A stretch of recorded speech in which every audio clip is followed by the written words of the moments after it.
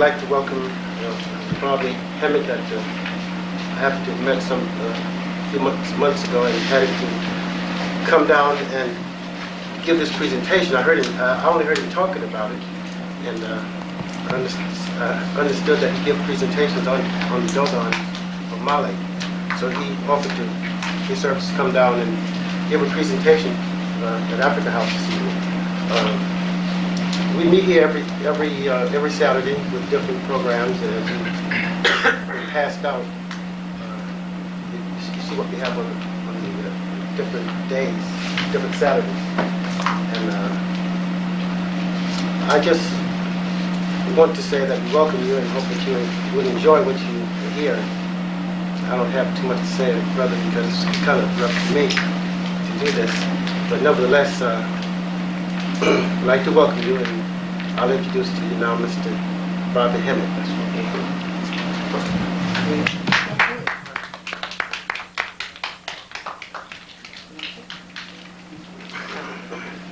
All right. This brother Levine, I met him about what? Back in September or August? Yeah. And I just heard me talking. I running my mouth as usual. I'm loud, you know.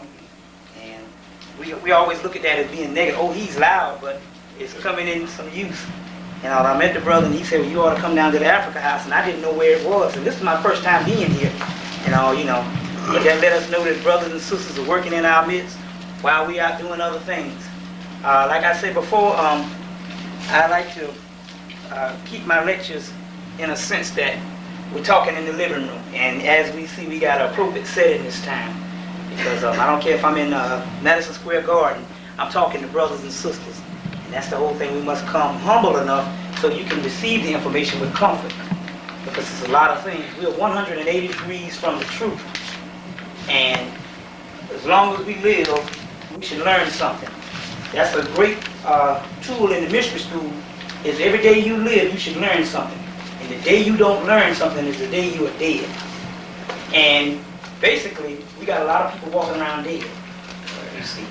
So, a lot of the material I'm dealing with tonight, I'm going to touch on the Dogon of Mali, but too often we do a lot of cultural things and we don't link it to today. And so this stuff is happening in our lives right now. And I know a lot of people have a lot of questions that's going on in the communities. We see black people just going crazy. But we see them in the underclass going crazy. We see them in the middle class going crazy. We just see all this chaos. And we don't know a way out. So in each lecture from now on to the year 2000, we need to have some type of answer and build a bridge, and build a new pyramid. So we do more answers that'll lead us closer and closer. Like I say, I don't have the firm foothold on what we need to do. Nobody does. But that's one part about struggle and liberation. It's going to take more than just one person. But each person has put that puzzle together. I guess the best place to start, other than any place, is at the beginning. And no better place to start at the beginning than Africa, or as we say, Kemet, Egypt. For you that don't know the word Kemet, meaning black land or even black people. And the best place to start is at the beginning. And I always make it a promise to wish myself good luck by starting the lecture off in none other than the black woman. Because whether we know it or not, if you really look at it, that's where we fell from grace. That's why we catching the punishment. We catching this hell, or we catching now. For somehow we fell from the black woman, or we failed each other. But it's a lot of stuff that we don't know today that's revolving around the black woman. The black man has his role too, but sometime in a patriarchal society, he seems to stand out a little more. So we're going to start right here with the Temple of Dendera. This is the temple of the goddess Hathor in Kemet, or Egypt, called the Temple of Dendera. Now this temple was built in the Ptolemy period, which is late Kemet or late Egypt. But the point is, there's something that's in this temple that they put in the temple that is over 90,000 years old. You see, when they were building this temple, they tore down an older temple that they were building. And in the older temple, they had a piece of blueprint that was in the crack. of the older temple. And in this blueprint, they constructed the ceiling, which is the planisphere or the zodiac. I'll show you it. I'm going to get through this. This zodiac is very important. Let me turn it around this way. Because I want to show you. Let's turn it this way. That'll do it. I want to show you certain things. In this zodiac represents all of the gods, all of the heavens, all of the stars. The religions that you practice today is in here, just in another language. They're fighting over the wrong things. Different philosophical differences, but it's all the same as in another language. But it is in here. One thing that is missing from today's modern religions is the cosmos. We know nothing about the planets. And there's an old treatise coming from Hermes Thrice-Megistus, or you would say the god Tahuti, that says that there will be a time when the people won't know about the heavens because they won't know about the stars. But anyway, in the middle of this zodiac, right in the middle, I'm going to show you a picture of this in a few minutes. In the middle, we have one particular character giving birth to all of these other stars, which is all of the other gods. That particular character is who I want to dwell on. And that particular character looks like this. This is a hippopotamus god by the name of Tat-Urt or Apit, and she is called the first great mother. So we must understand that this concept of God, even though we're talking about a cosmological and a spiritual force, this concept of God, we cannot wipe out the feminine principle. The feminine principle is always there to save us. She's the first great mother, Tat-Urt or Apit. And she gave birth to all of the gods in Kemet. I wanted to dwell on that. And this temple in Kemet was built to honor her. It is also built to honor the star Sirius, which I'm going to touch on tonight, because this is a key point, the star Sirius. Okay. I'll get through these slides right quick so we can go into some serious stuff here. This is the inside of that temple. And it's one thing you find out about Kemet. Every single thing in Kemet or Egypt had God all over it, even on all of the pillars. Each one of these pillars, the walls, everything had God all over it. God was there all the time. There was no place or nothing. Even if they had, just say if they had some scissors, it would have the gods on it. If you go and you see different artifacts from Kemet, you will see some type of the gods, or you will see the pharaohs, which are, in fact, the living person of God. The pharaoh is called the divine kingship. What he's supposed to do is to take on the role of God, and by taking on that role of God, he could never deceive the people, because he's acting as God on an earthly plane. These are another pictures of the Great Mother. You can get this book, Charles Finch's Echoes of the Dark Land. You can get it at the Shrine of the Black Madonna. Have a whole section on that. You could go into this, and you go into this in great detail. Another work is Gerald Massey's Light of the World, now in hardback for the people who was at the Revolution 101. They had them on the spiral bound. Now you can get them on hardback. They're about $90 for the whole set, but then again, we spend money on all kind of foolishness, you know. So, this is the temple of Karnak, or the temple of Wari or Petaisu. It's the oldest university in the world, along with Dendera. This temple took 200 years to build. That is, for every pharaoh that came, added its own piece. Can you see? Added its own piece into this temple. This temple is 1.5 miles long, 1/2 mile wide. Remember those figures? 1.5 miles long, 1/2 mile wide. Because when we go into the lecture, we'll deal with this, or we'll deal with the 1/2 mile by 1/2 mile. Okay. By the way, this is the temple of Amun-Ra, or the temple of Ra, or the god Ra. And very important for what we need to deal with. Okay, wait a minute. This is another, let me start with this. This is another layout. This is another layout of how long it would look. They say it would reach from here to the Fulton County Stadium. That is the largest place of worship on the earth. It's in shambles now if you go there, but you can still see this massive structure. You know. Okay. All right. This is another layout of it. Show you a main layout. This is how this thing would look. All of this would be the entire temple, the wall. There's several temples meeting with each other. One temple that's important that you must look is a smaller temple. You can't see it, but it's the temple of Apit atop earth, that world's great mother that I showed you at first. Now, when you go into your churches, you see what you would have the pulpit or the Holy of Holies or the Sanctum Sanctorium. The Sanctum Sanctorium or the Holy of Holies is nothing but a womb. The priesthood in Kemet, I know now that the transformation of man, when he went into the priesthood, was he was supposed to come in on the lower level and leave on the higher level. And what man was supposed to do was to become more like woman. Not in the perverted sense, but more like woman. He had to elevate his spiritual hair, and that was becoming more like woman. The Sanctum Sanctorium, only the high priest would come to the Sanctum Sanctorium after so many years of initiation, and this would be where they would get, it's almost like going back into the womb, going back into the mother. And like I said before, you either go back this way, or you'll spend a lifetime trying to go back this way, you see. Anyway, this is very important. There's a book you can get on a book by the name of The Golden Ass of Apuleius, the Golden Ass, translated by Robert Graves.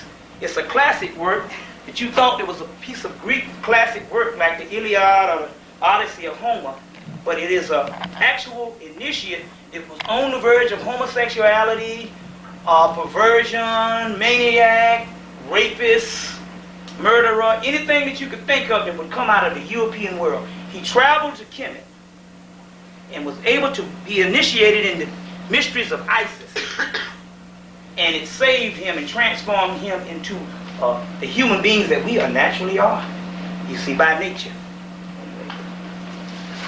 These are gone. Now, I just wanted to hit upon that. Now I want to go into the Dogon. Dogon is in the French Sudanese Mali in Africa. You didn't know. And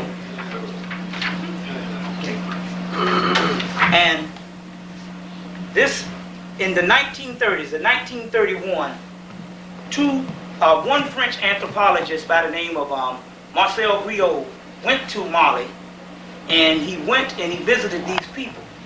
At the time, he saw these people because part of Mali is Islamic, and at the time, these people didn't fit the pattern of the regular people in Mali. These people had an obscure, if you would say, a certain lifestyle that was geared harmoniously around the planets. At the time, he did not know what was going on, and he stayed a course of 15 years. They ended it, I think, in the 1940s for World War II, and they resumed. Anyway, what happened was he had another anthropologist by the name of I think his name is Diderton, went along with him the second time, and they spent a great deal of time studying this Dogon tribe. I wouldn't say it's a tribe because I heard it's about 4,000 of them. I don't think that's a tribe. That's almost like a nation, you see. Sometimes when we say tribe, we think of a small group of people just sitting around, you know, and we don't understand how big this thing would actually be. But anyway, this tribe of these people, our brothers and sisters told them, we know of stars that you can't see with the naked eye, but we know they are up there. And they said, well, all these people are crazy and all of this. But anyway, later on, to their surprise, they had developed telescopes that could see a certain star that would pick up this smaller star called Sirius. They noticed that they have the Sirius is the brightest star in the sky.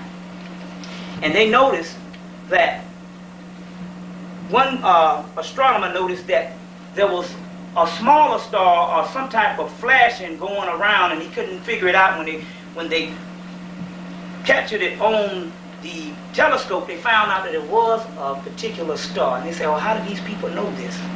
But the point about it is that these people have a great lifestyle. But the point that I want to take a flash at is the actual mythology. Now, this is the mythology. The mythology, we know these people are the descendants of the ancient Egyptians or the ancient Hemmites. And the mythology is what we should be concerned with today as black people. This is very important. Unfortunately, the book, this is the book, The Pale Fox. On it is the cover of the God No More that I'm getting ready to talk about. This book came out in French. This book was in French, I think it was 1971 or the late 60s. Anyway, they translated it and it came out in English in 1986. And in the book, they said that this book took a lot to do. And they said that if, based on how much they get sales, they would continue the book. But anyway, we were ignorant at the time, and we didn't know anything. And I guess a few people bought the book, but now the book is out of print. I heard you can get the book now. They have a few of them at Greenbrier Mall at First World, and they're constantly trying to get more in. But anyway, this mythology of the Dogon tribe, I want to go into the mythology because it's very important. Number one, they say they have a god Amma, and the god Amma supposedly created the world. I'm giving you, it's a complex version, but I'm trying to give you a watered down version so you can get the concept of it. Anyway, Amma created the world. Amma said, okay, I need a son. So she created the son Ogu. She said, now Ogu, you will be complete. First I'm going to create you a brother, and then I'm going to create 2 daughters. I say she, they say he, but I say I like to use the concept of she because when we talk about God, you know, that's what you prefer. Anyway, she said, I'm going to create you 2 brothers. You another brother, and 2 female twins. The female twins would be symbolic or would represent your spiritual half. But Ogu got very impatient and he broke out of his mother's womb. And when he broke out his mother's womb, she said, okay, this was called rejecting creation. About like some people that we are being oppressed by to this day. Grafted, mutated people that is against nature on the planet no matter where you go. We don't even need to discuss who these people we're talking about. They are not human beings. That's a lot to deal with when you really think about it. They are not human beings. Hue means color. Right? Going by the dictionary, hue means color. These are not human beings. You remember when they first went to the moon? They said 1 small step for man, 1 large step for mankind. Remember that? There's a papyrus called The Destruction of Mankind, where the goddess Hathor in Hemmitt, the destruction of mankind, where she goes and slays this evil race that are the enemies of Amun-Ra. Keep that in mind, the enemies of Ra and Osiris. Hemmitt, Dogon, the Ogu is called the Pale Fox. Pale meaning white, fox meaning slick, sly, the beast. Anyway, the Pale Fox, very important. He said, just like the arrogance of the European, I want to be just like you. I want to be able to create. She said you could never create.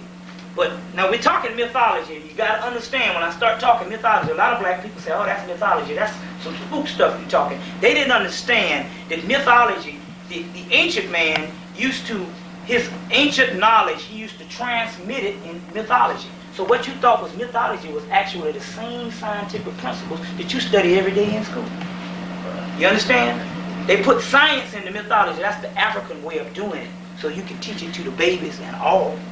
You understand how that goes? Anybody having a problem with that? But anyway, she said, you won't be like me. Ogu said, I'm going to be like you. I'm giving you this virgin. So he walked around in her womb. She said you could never create. He walked around in her womb until he found out how to create.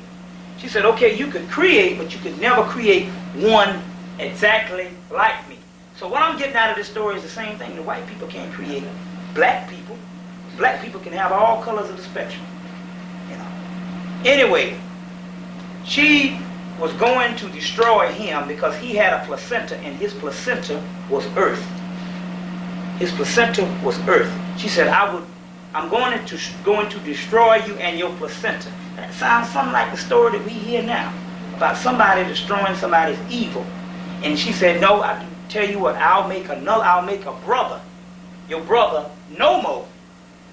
And the brother Nomo will sacrifice for you and will save the earth of the placenta.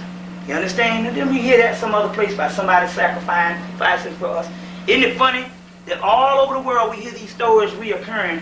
Everybody say that they got the one thing, and we know it all comes from one source. You see. Anyway, Ogu, I want to show you this. I want to look for this. No, I'm going to show you right here. I want to show you this picture. Picture of the spaceship. Ogu has what you would call a spaceship. I got another picture. Pay attention to this. It's very important because this is affecting us right to this day. Every Friday night, you can turn on your TV about 9:30. You can see this type of stuff going on right now. I just want to get through this dogma because I want to go into a lot of deeper science or whatever. Ogu has a spaceship. Here's a group of spaceships, rockets. And also, Ogu has another spaceship. And this is about, what, 700-800 years old, this right here. And this does look like some type of UFO or some type of flying saucer. Okay? Anybody have any problems dealing with this?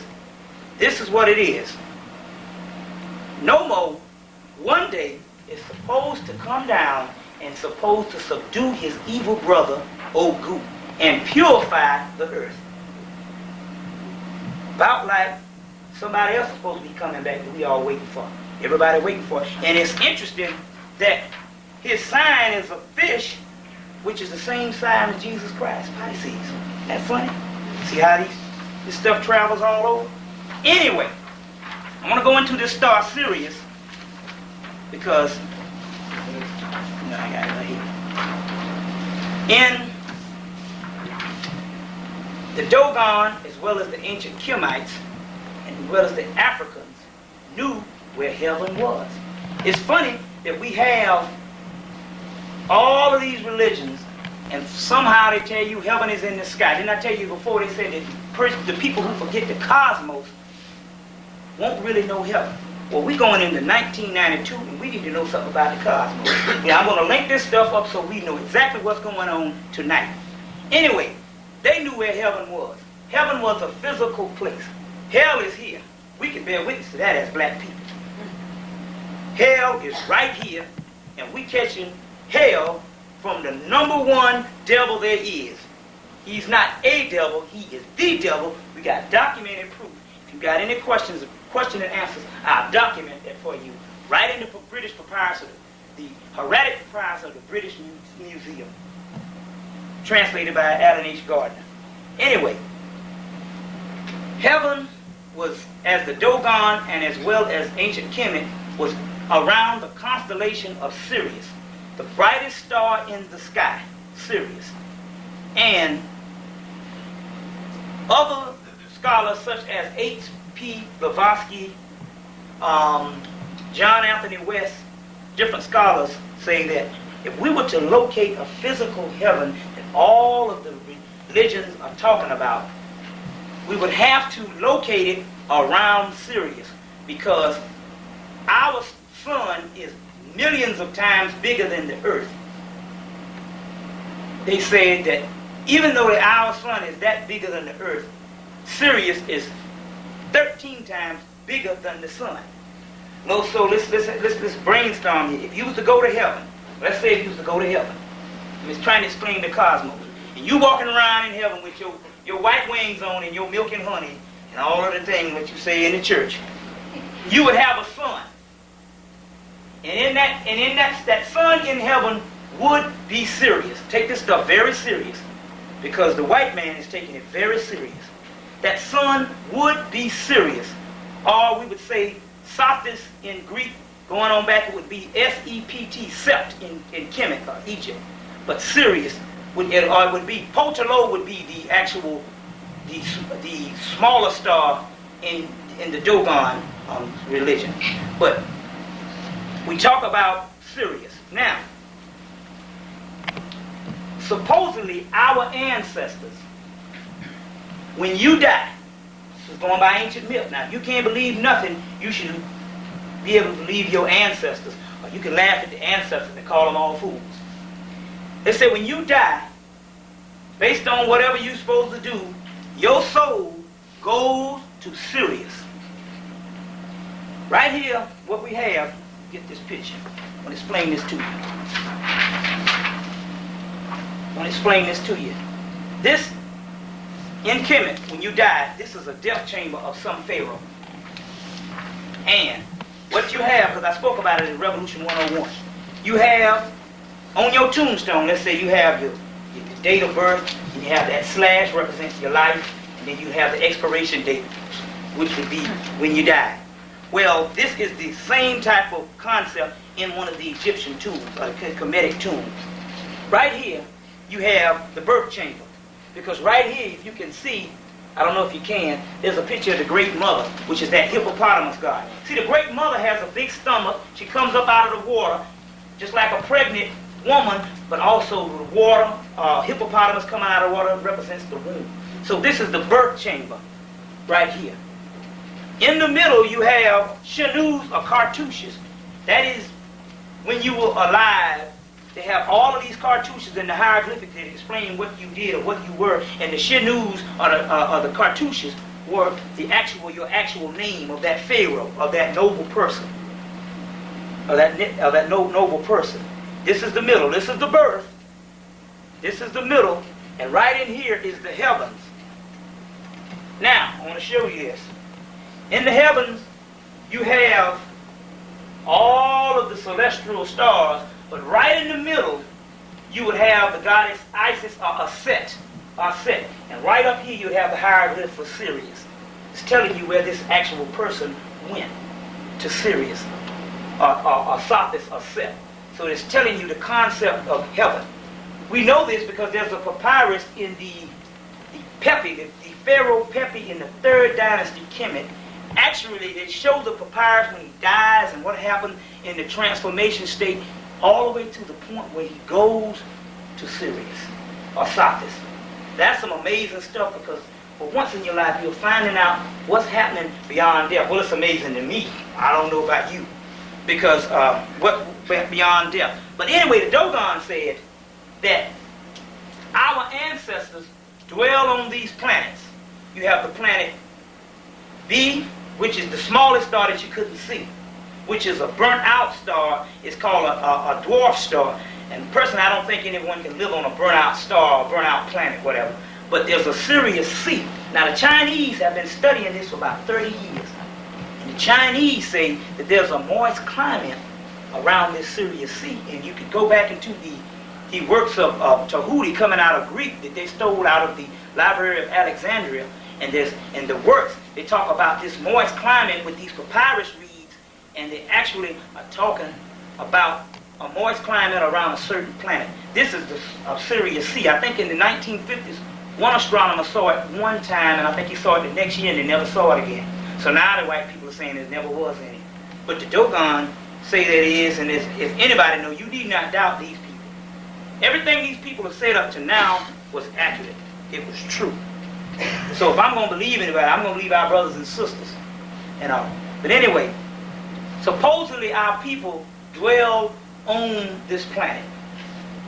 And one day, Nomo is supposed to rise up, and he's supposed to come back, and he's supposed to subdue his evil brother.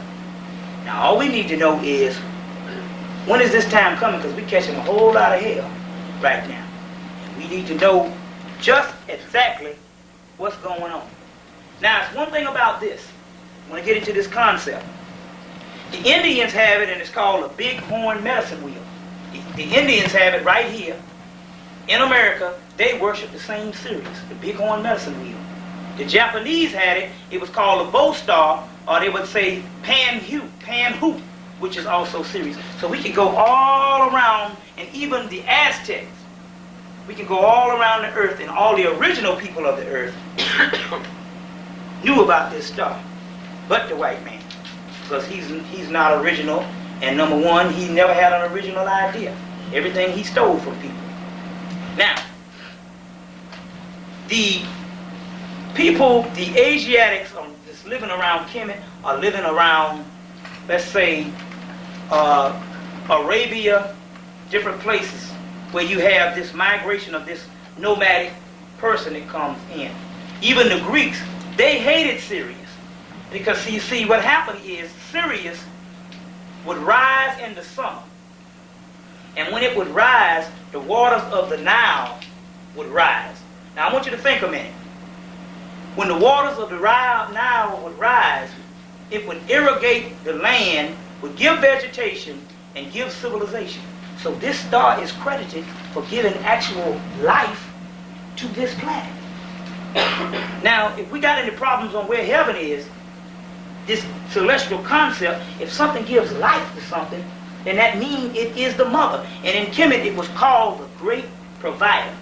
But outside of Kemet, with the nomadic Europeans and the rusty, dusty Asiatics, they used to hate it. Sirius in Greek means scorching. Now this is very important. It means scorching. Scorching hot. Because during the summer months when this thing would rise, it would bring summer. And it would be very hot. And the European didn't like that because he's a cold person. So he would say, my God, based upon this is the Greeks, based upon the Kemetic concept of Sirius being heaven, they would say heaven is hot. Heaven is burning up on the equator. Now all of a sudden, we got a what? We got a hell that's hot. See how things are reversed? We got a hell that's hot now. Knowing doggone well, if some heat come, we should be able to stand it. We got people walking around on the equator right now. Blue, black, things come in hot. But we know that hell is cold. Because cold came the doggone Iceman. And all the hell that came with it. See how things are switched around? You see? We are 180 degrees from the truth. Now, the morning star that supposedly had rose during the morning when Jesus Christ was born was Sirius. It's called the morning star. So this star that you saw, that the three wise men saw, was actually Sirius. And there's a part in the Book of the Dead that say when Sirius rise, the divine child would come from between the closed legs of Sothis, which is Hathor is going to come. Now we giving you mythology, but we're also giving you astronomical and scientific facts. I'll explain.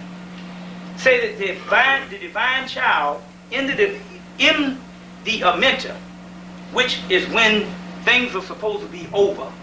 Say, okay, it's over. The time that you all been waiting for, when you go to heaven or when you go to hell or whatever. In this time, when things are supposed to be over, they say it will be a divine child would come. That's the same divine child we talk about with Jesus Christ. You see, Jesus Christ is a historical figure, an actual historical figure. We need to get this right. But the Christ, K-I-S-T, Christ, is a mythological figure coming from Kemet. The whole concept of Christ that we understand is a mythological figure that was thousands of years old, almost 10,000 years before the coming of the historical Christ, who is Jeshua ben Pandera.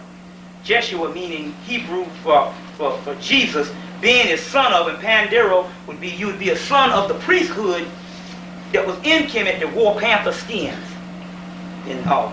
But this divine child supposed to come between the closed legs of Sothis or Sirius or Sept.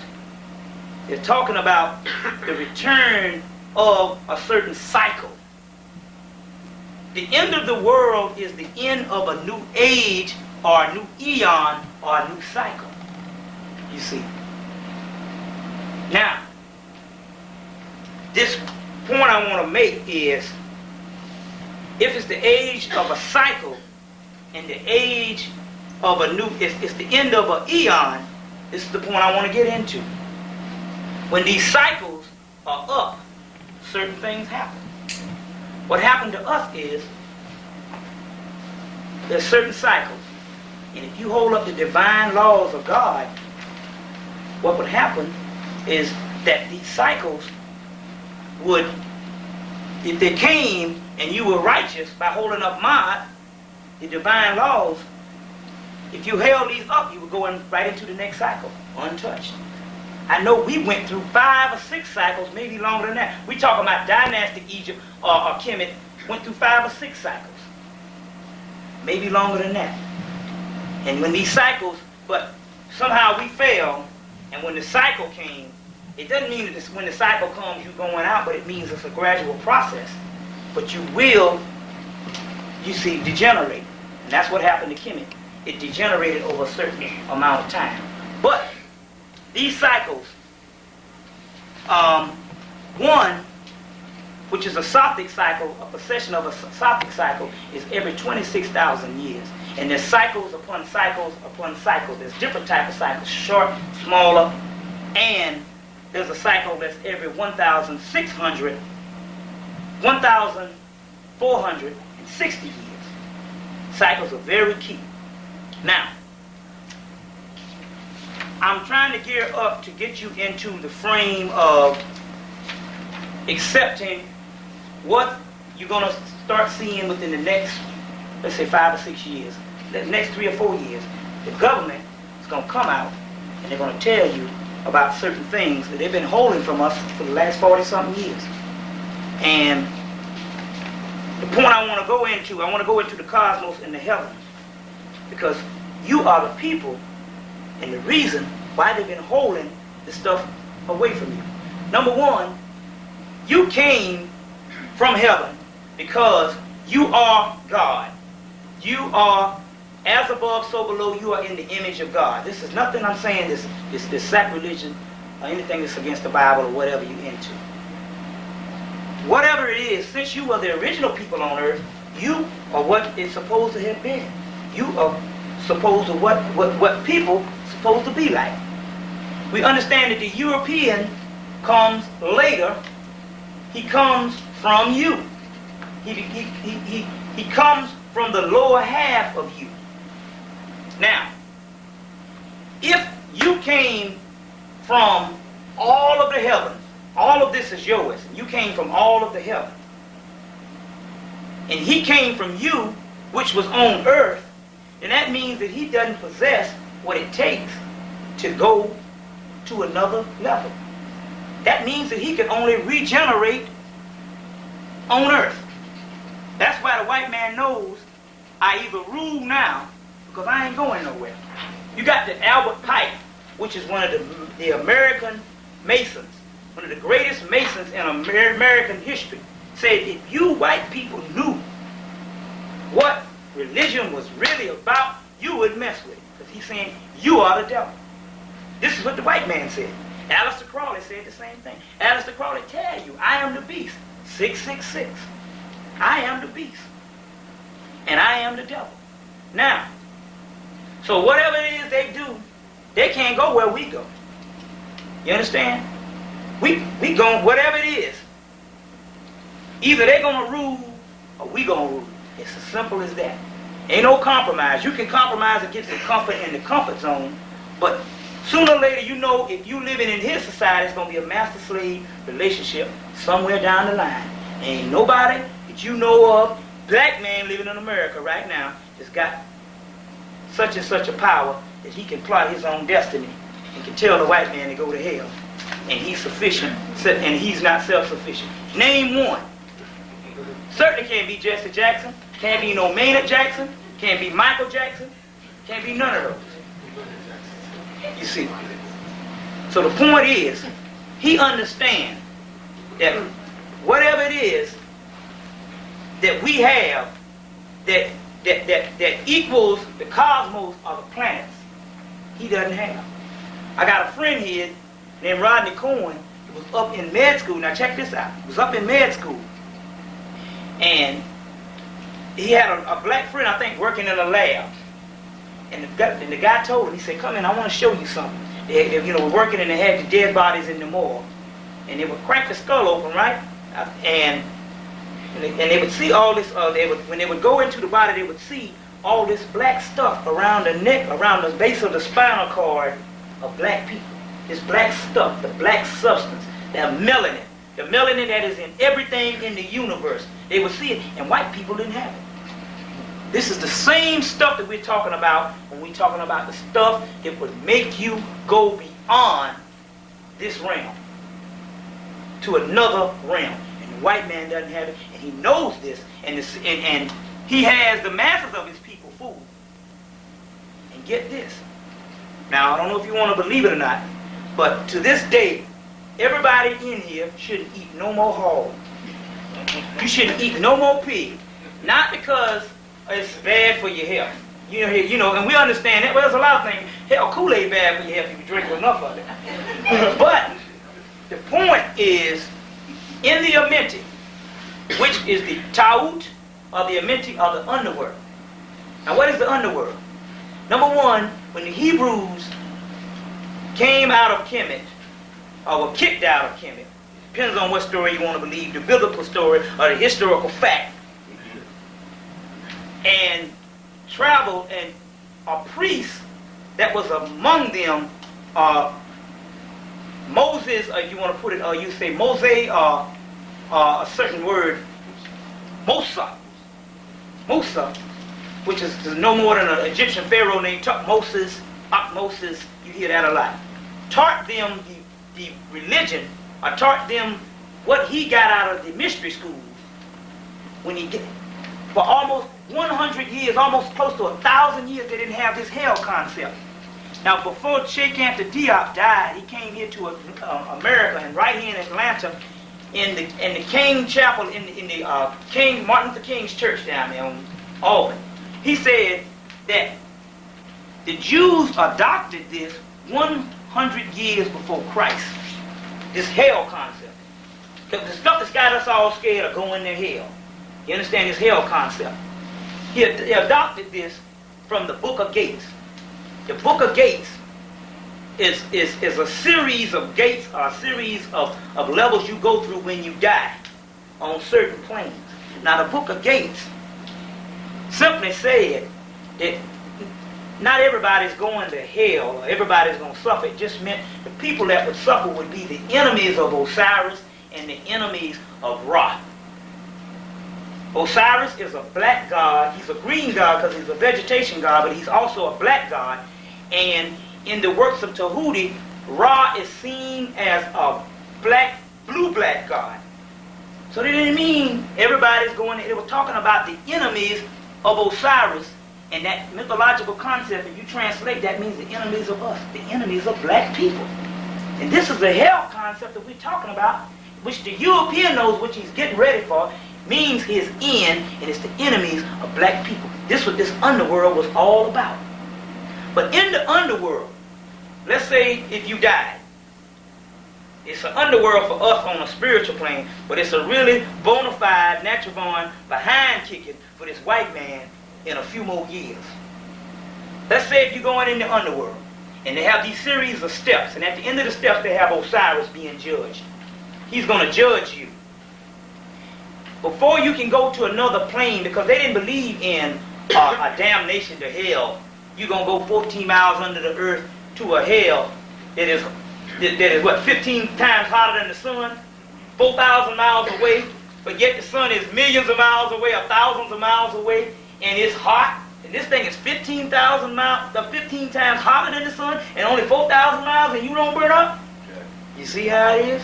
When the man tells us things, we don't use our head, we'll fall for anything. But on these series of steps, you're going to be judged. And now check this out. Before you go to another plane, let's say that we're talking about us, they would have to beat the evil spirit out of you, your lower half. That could not exist into the higher plane of the spiritual plane. And what they would do was, now this, it might be mythology, but it's actually scientific. They would beat it into pigs that are hogs. So when you eat a pig, you're actually eating your ancestors' lower half, the beastly nature. Now look at this. A pig was represented as Set Typhon. And by the Hieratic Papyrus of the British Museum, Set Typhon, let's say now, this prototype of the devil that we know came from Set Typhon or Satan, that came from Hemmitt. This is the oldest form of this beast, this devil that we talk about, that we all scared about. The white man got us all scared about. The prototype of that devil is called Set, or Soot, or Set Typhon. Now, this devil is represented as a pig and also a donkey or an ass. And the British Museum, in the Hieratic Papyrus of the British Museum, they say that the Set Typhon, what we're talking about, even though we put it in mythology to explain religious principles, we're actually talking about an actual people. And these people are the common foreigners known as the miserable Asiatics. Since it wasn't no Europe at this time, then they identified the place. Because Europe is a big, Asiatic, Asia Minor, Asia Major, or whatever, is a big place. They say these people that live up in the mountains, always grumbling, they have a restless nature and an irreprehensible sex act. These people are Sethian people. When traveling in this particular part of the world, do not go alone. This beast they were talking about was a European, right in the Hieratic Papyrus, the Chester-Beatty Hieratic Papyrus of the British Museum. So the concept of these gods that we were talking about, that you all spooked out, were talking about actual people. Now you know doggone well that the devil that you have learned about in religion, he can't even compare to what this beast has done. This beast has taken over a billion people off the planet. Whole races, the Caribs, which the Caribbeans is named after. You don't know no Caribs because they're gone. Millions of Indians wiped down, about 100 million? Wiped down to about 14 million. The Tasmanians, every last one of them wiped out. Millions of people. 35 million Africans taken off the continent in the Arab slave trade that we don't know about. This is before the European slave trade from this beast, white Arab. If you go to Saudi Arabia, 85% of that is black people. But they are oppressed. They say they got Arabian princes that come outside, the same Arab, and throw breadcrumbs out into black people there. But this beast Arab has killed millions of black people. So there's nobody on the face of the earth that suffered like we have. Billions of people. The whales, the whales and the nature. You know that the Indians, when they were check this out, when they were fighting the Indians, I think it was at Wounded Knee. The Indians had buffalo was their main livestock that kept them alive when they were at war. Governments told all the government, all these poachers or perchers or what you want to call them, told them to go out and shoot and kill the buffaloes so the Indians would have no food. They said that it was 80 million buffaloes. When the white man got through, it was 80. Now you tell me, there's no devil in no red tights with no pitchfork under no ground more diabolical than this beast that we talking about right now. He is the devil. You know he's the devil, but then again, that's that melanin talking. We such kind-hearted people that we can't even accept our own enemies. Now, the man is saying, and remind me of this Minty, this Minty. The man has said that we got to get rid of all the Africans off the continent. Because what we're about to do, we're going to run this thing, we're going to run this world the way Europeans supposed to run this world. Simply by doing any doggone thing we please. Having sex with dogs, worshiping the devil, having sex with women, men, you name it. But the only thing that's going to keep us in check It will remind us of how much a beast we are. Them black people over there in that church, jumping around, talking about God. Albert Pike already said, those people who look at heaven will endure and bear the burdens of earth. So they say, look, for this new world order that we're talking about, we got to get rid of black people, and we're going to have black people out of here by the late 1990s or early 2000s. And in Chronicles of Biological Warfare in 1969, the bird-bed monkey disease passed by the government, cooked up at Fort Detrick, Maryland. 1978, shot up homosexuals with hepatitis B vaccine in New York and San Francisco. 1983, the first cases of AIDS break out. We all laugh, say, oh, that's a homosexual disease. That's the smoke screen, because they have an obscure sex act, peculiar sex act, so you say, hey, that's right, they could do that. And the next thing you know, the #1 recipient of AIDS is in New York and all over is the black woman. They already got the black man. They say last year they arrested 75,000 black people in Atlanta. 55,000 of those were black males. That ain't including the brothers that got killed. The brothers are already crazy out here. You understand? So we know the black male. Now they're going after the black female. You know that we cannot liberate and save ourselves, black people, not unless we come together. I can't do it without my black woman. The black woman can't do it without the black man, because you're going to find out that you don't have no allies all over this earth. You are the despised and the rejected all over the earth, so we might as well get used to it. But he's already said that he's got to kill. In the Bilderberg meeting in 1950, Baden-Baden, Germany, the Bilderberg meeting said that we got to, for population control, Global 2000, we got to wipe out millions of people. So the earth won't run out of food in 100 years or so. But we're going to wipe out Hispanics, blacks, and homosexuals. Homosexual being the silk screen. Blacks, you know how to hit Africa. Africa, by the year 2030 or 2020, it will be 75 million black people dead with the AIDS virus and another 65 million that's already HIV positive. Why is this? Because they are getting ready to establish a new Hemmitt, or a new Syric land, which is Sirius. In the British Museum, there's a papyrus to tell you to govern your land with obelisks, temples, and pyramids. The new Syric land, you can't use the old cities because we're trying to do a new city. We're trying to do the cycle. The cycle means we got to have a new world order, because we got to change the government, because the cycle is up and our time is up. In order to do this, we got to go total new. We get a new government, a new place. All the other old cities are all worn out, swinging off the hinges. We got an untapped South. We go to Atlanta, Georgia. It's named after Atlantis. It will be the new Atlantis, named after the ancient city Atlantis, which is the Syric land, which Atlantis, believe it or not, that's why I need some water, I'm spitting all over the place. The Atlantis, believe it or not, is not some place to suck under the ocean. That's what the white man is trying to fool us with.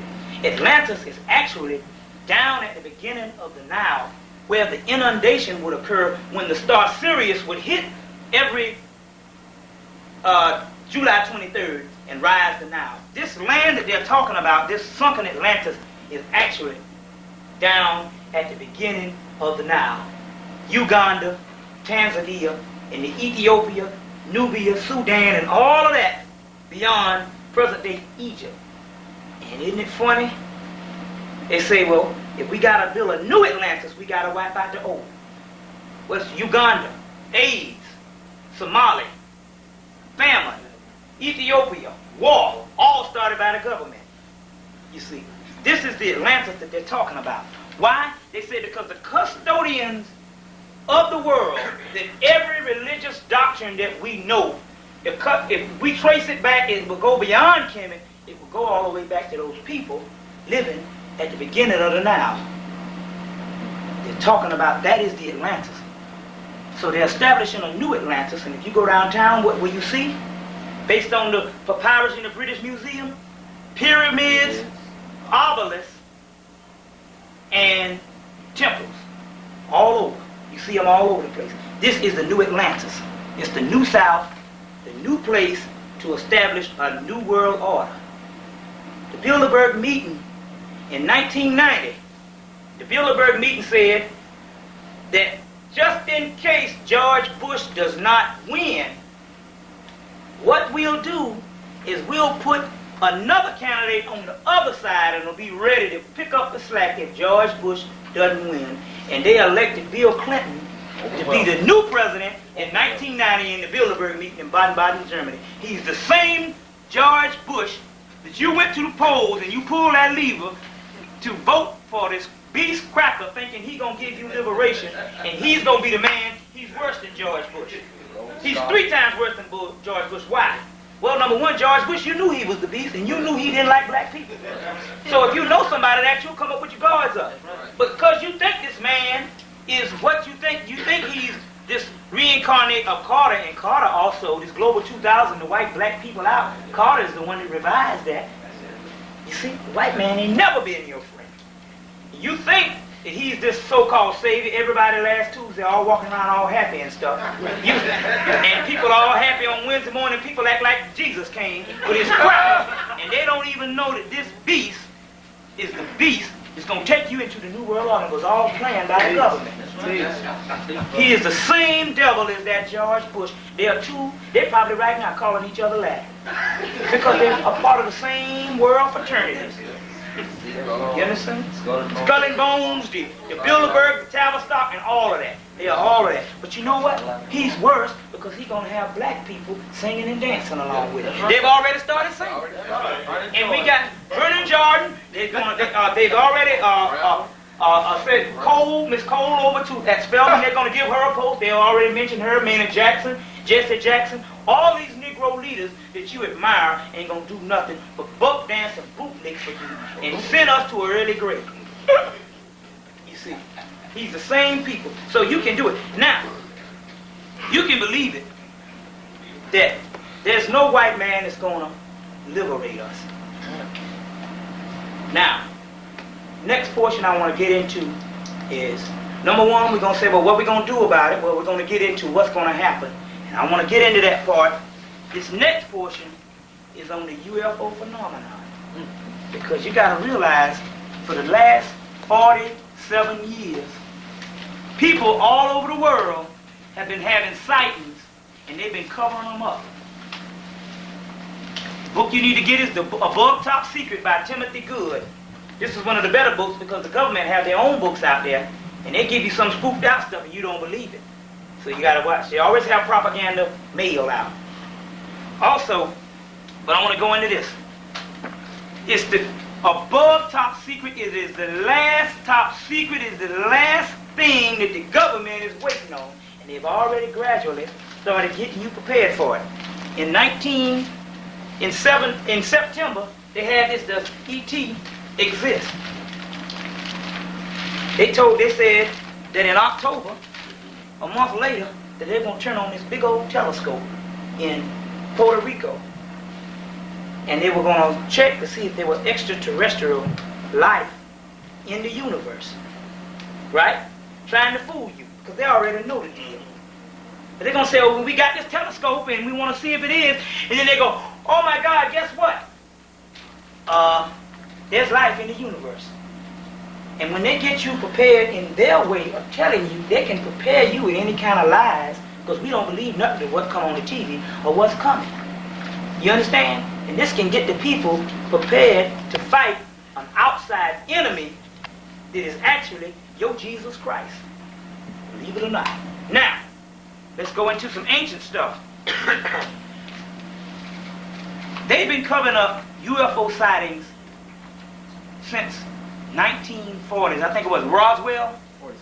1947 was in Roswell, New Mexico. Yeah. Roswell, New Mexico, they had a UFO crash.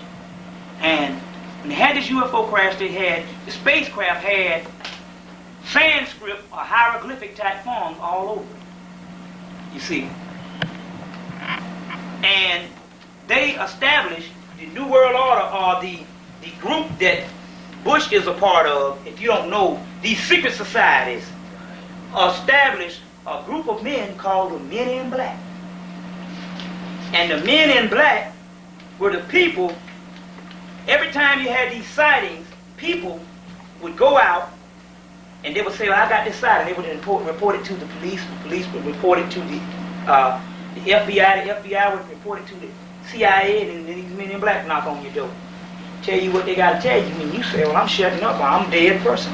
This is how they control this thing for the last 40-something years. This Men in Black. Now, in 1950, in a prison, they came to visit a man by the name of Malcolm X. In 1950, a year before he got out and went into the nation.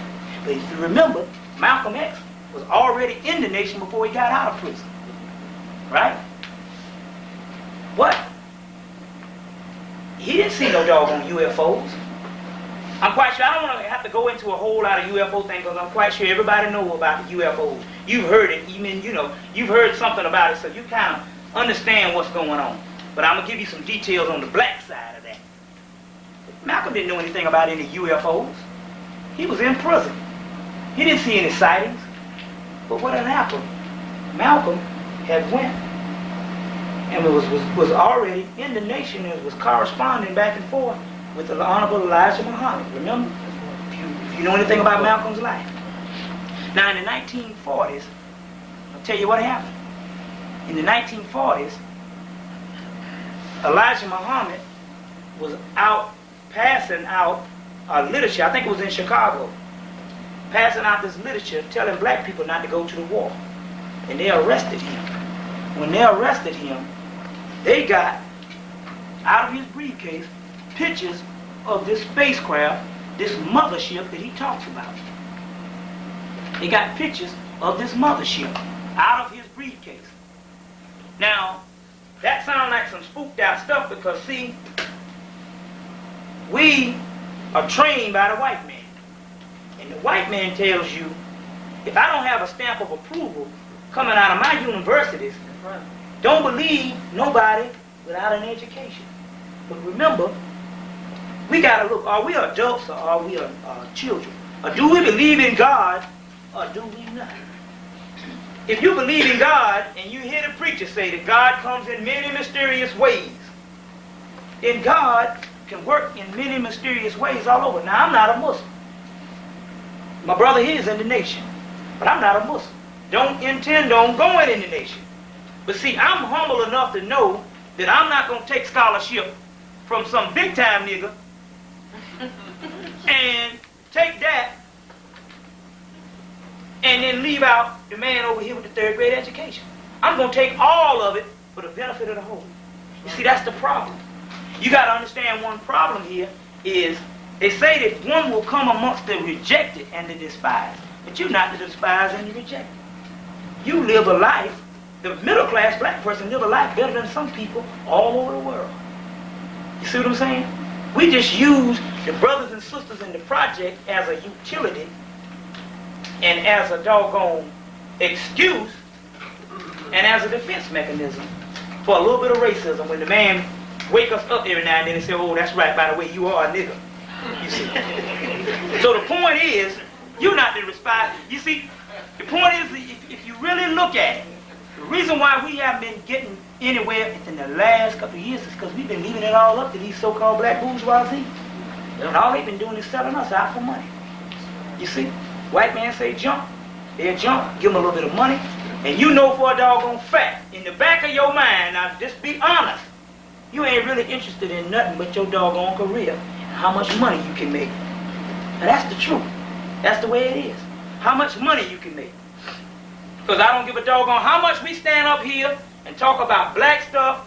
When the man start talking about cutting off them lights, cutting off that water, you forget all that stuff and start bootlicking and buck dancing too.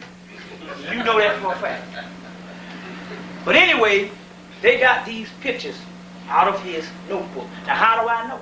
Now first of all, that's some black stuff. Well, to show you since we had got to validate everything with the white man already said it.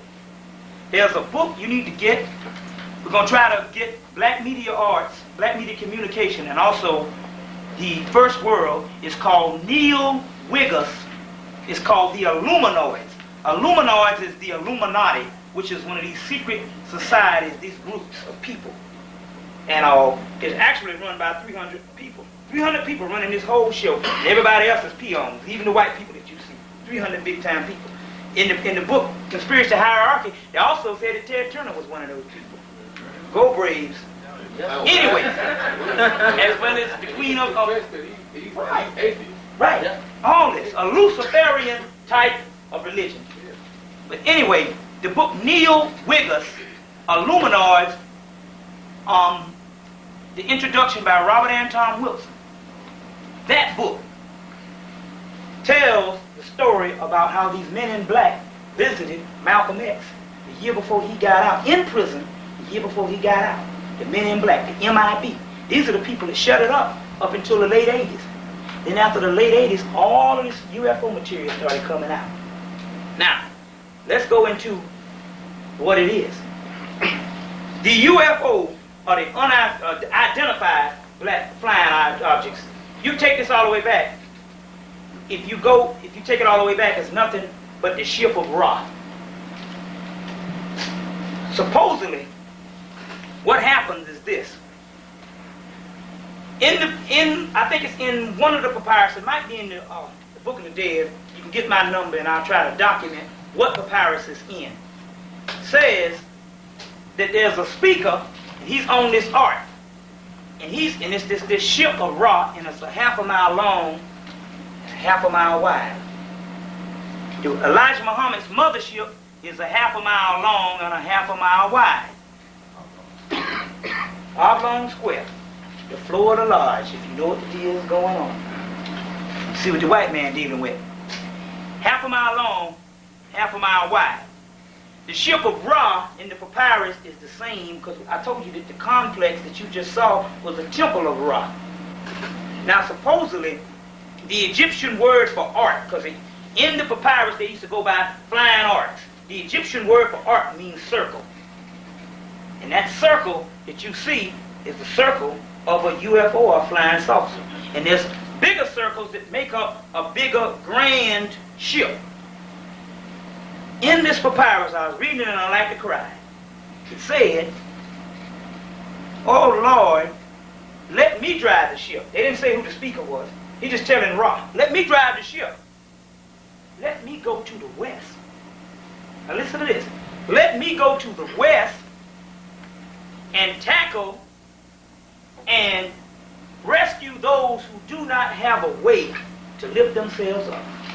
We see them steadfast, kneeling down, praying. Well, that's us in the church. Praying every day, and they do not have a way to lift themselves up. Let me drive the ship. And it said, oh, by the way, they were rescued.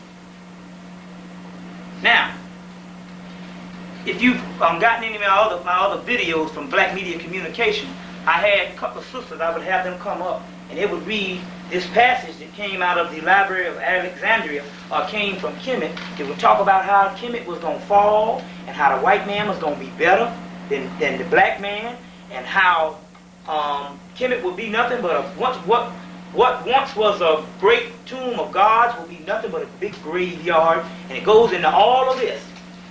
But there's a part in there, and it tells how it's going to fall. Now, I never did tell anybody what else. It's actually Tahuti. He's talking, the god Tahuti is talking to Imhotep, who is the first father of medicine. And he's telling him of this prophecy on how Africa, when you say Kemet, you might as well talk about Africa, how Africa's going to fall.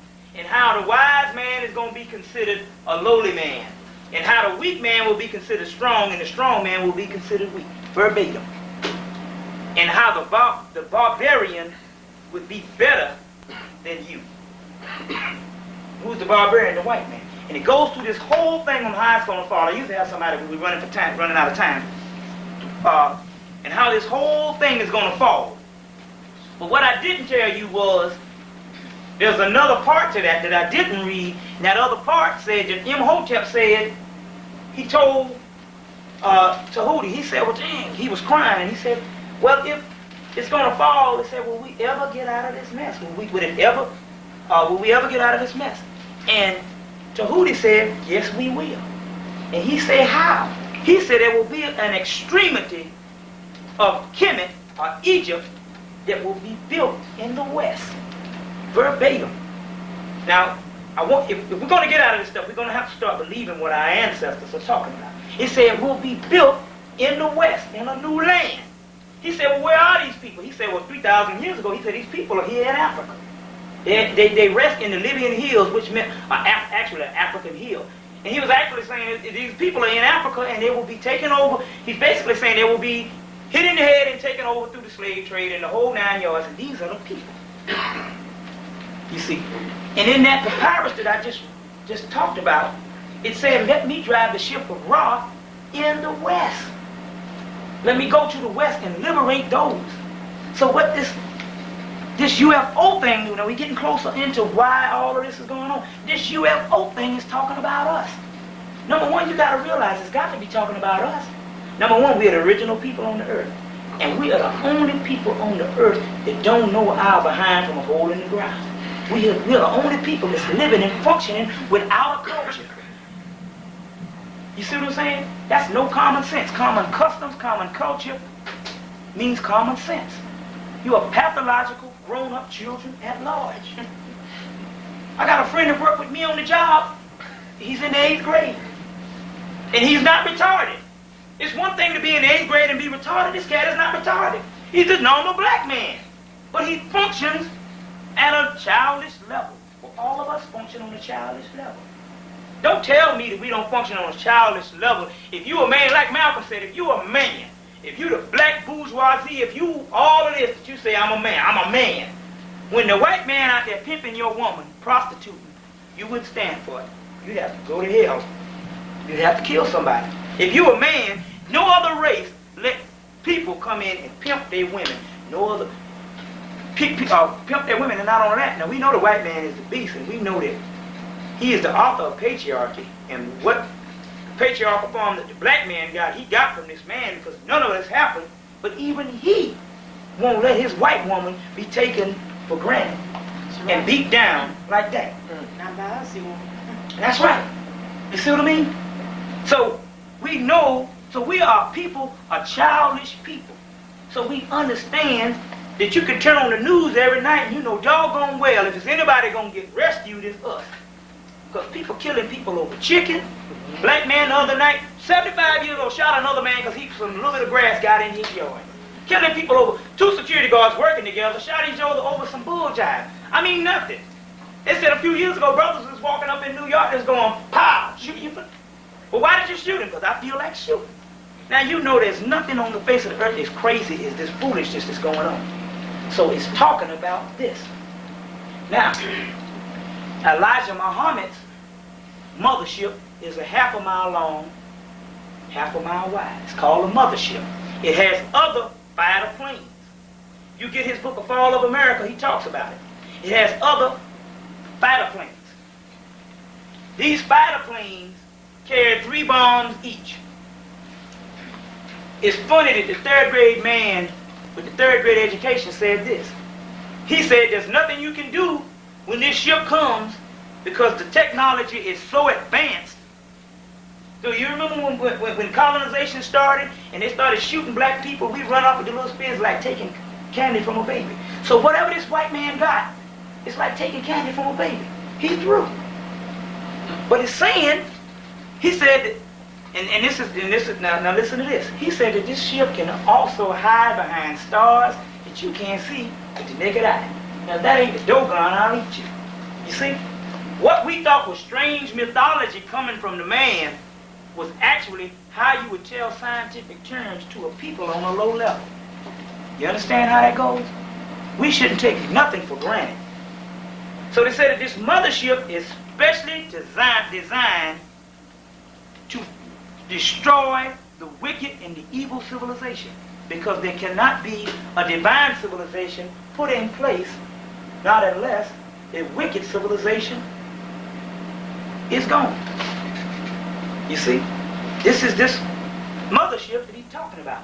And in the book, Neil Wiggers talks about this is why these men in black came to Malcolm X and questioned him up about that. You see, I heard the story in 1990 about, well, you know, Elijah Muhammad, he went to jail and they took these photographs off of him. And you know, you believe it, you know, you say, okay, well, whatever. But it's funny that I hear the story, and even me. But when the white man documents it, said it just verbatim. You see? And this is what this stuff is talking about. Now, I want to get into the cycles. Now, on the Montel Williams show, about 3 months ago, there was a black woman that lost her child. He just disappeared.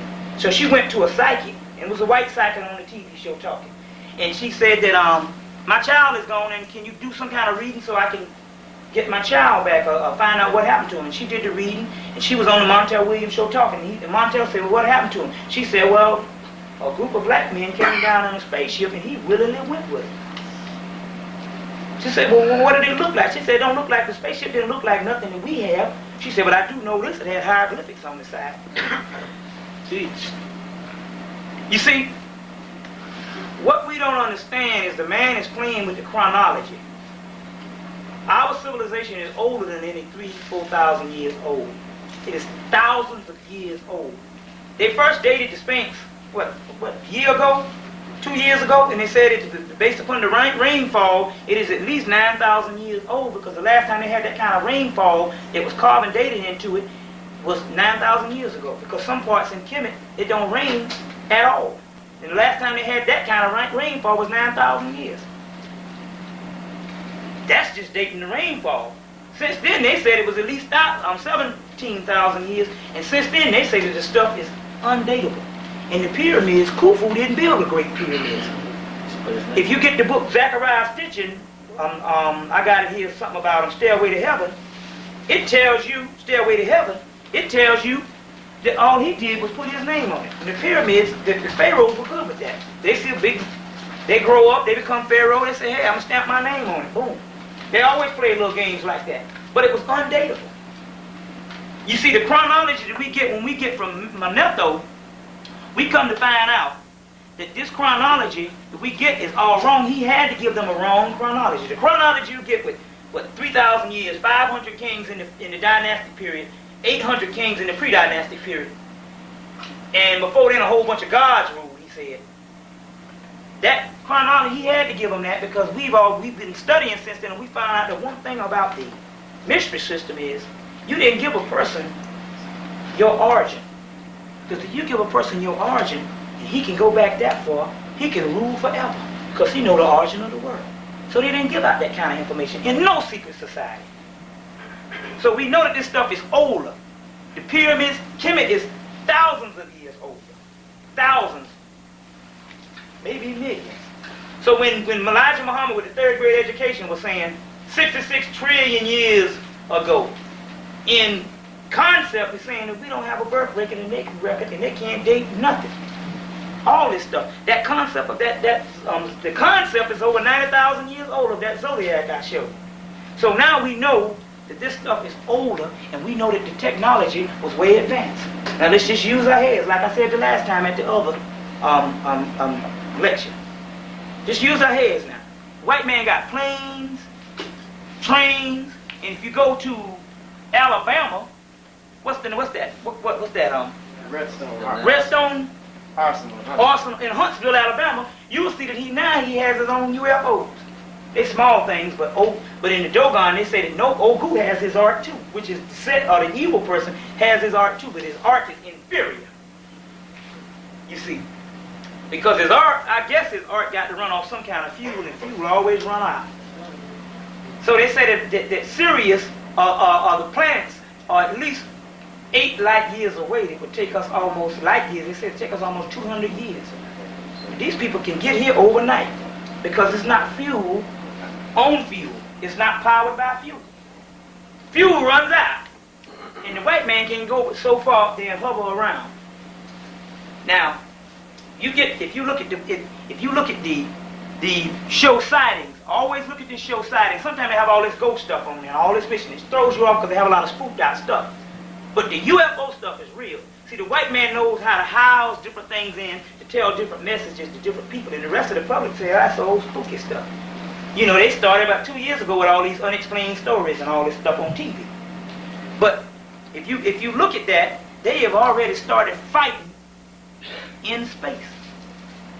They showed one night where they are fighting in space, and they got this thing out, this trying to shoot laser beams at the UFOs, and the UFOs are playing with it because this thing is powered off the speed of thought. Now I want to go back to what I was saying. Just use your brains for a minute. Now listen. If we have 360 degrees of knowledge, and all of knowledge that we know came from Africa, and the white man who initiated in the lower levels of the mysteries got this much knowledge. Now just think for a minute. And he's able to do everything you see with it right now, build all these buildings and stuff. From that much, what you think we could have done with all of the knowledge when we taught him everything? You understand? But see, in Hemmitt, there was a divine laws. They didn't build what they didn't need because materialism and all this stuff burns brain cells. You can't use your brains because you got a push button. Because you got a TV telling you what to do.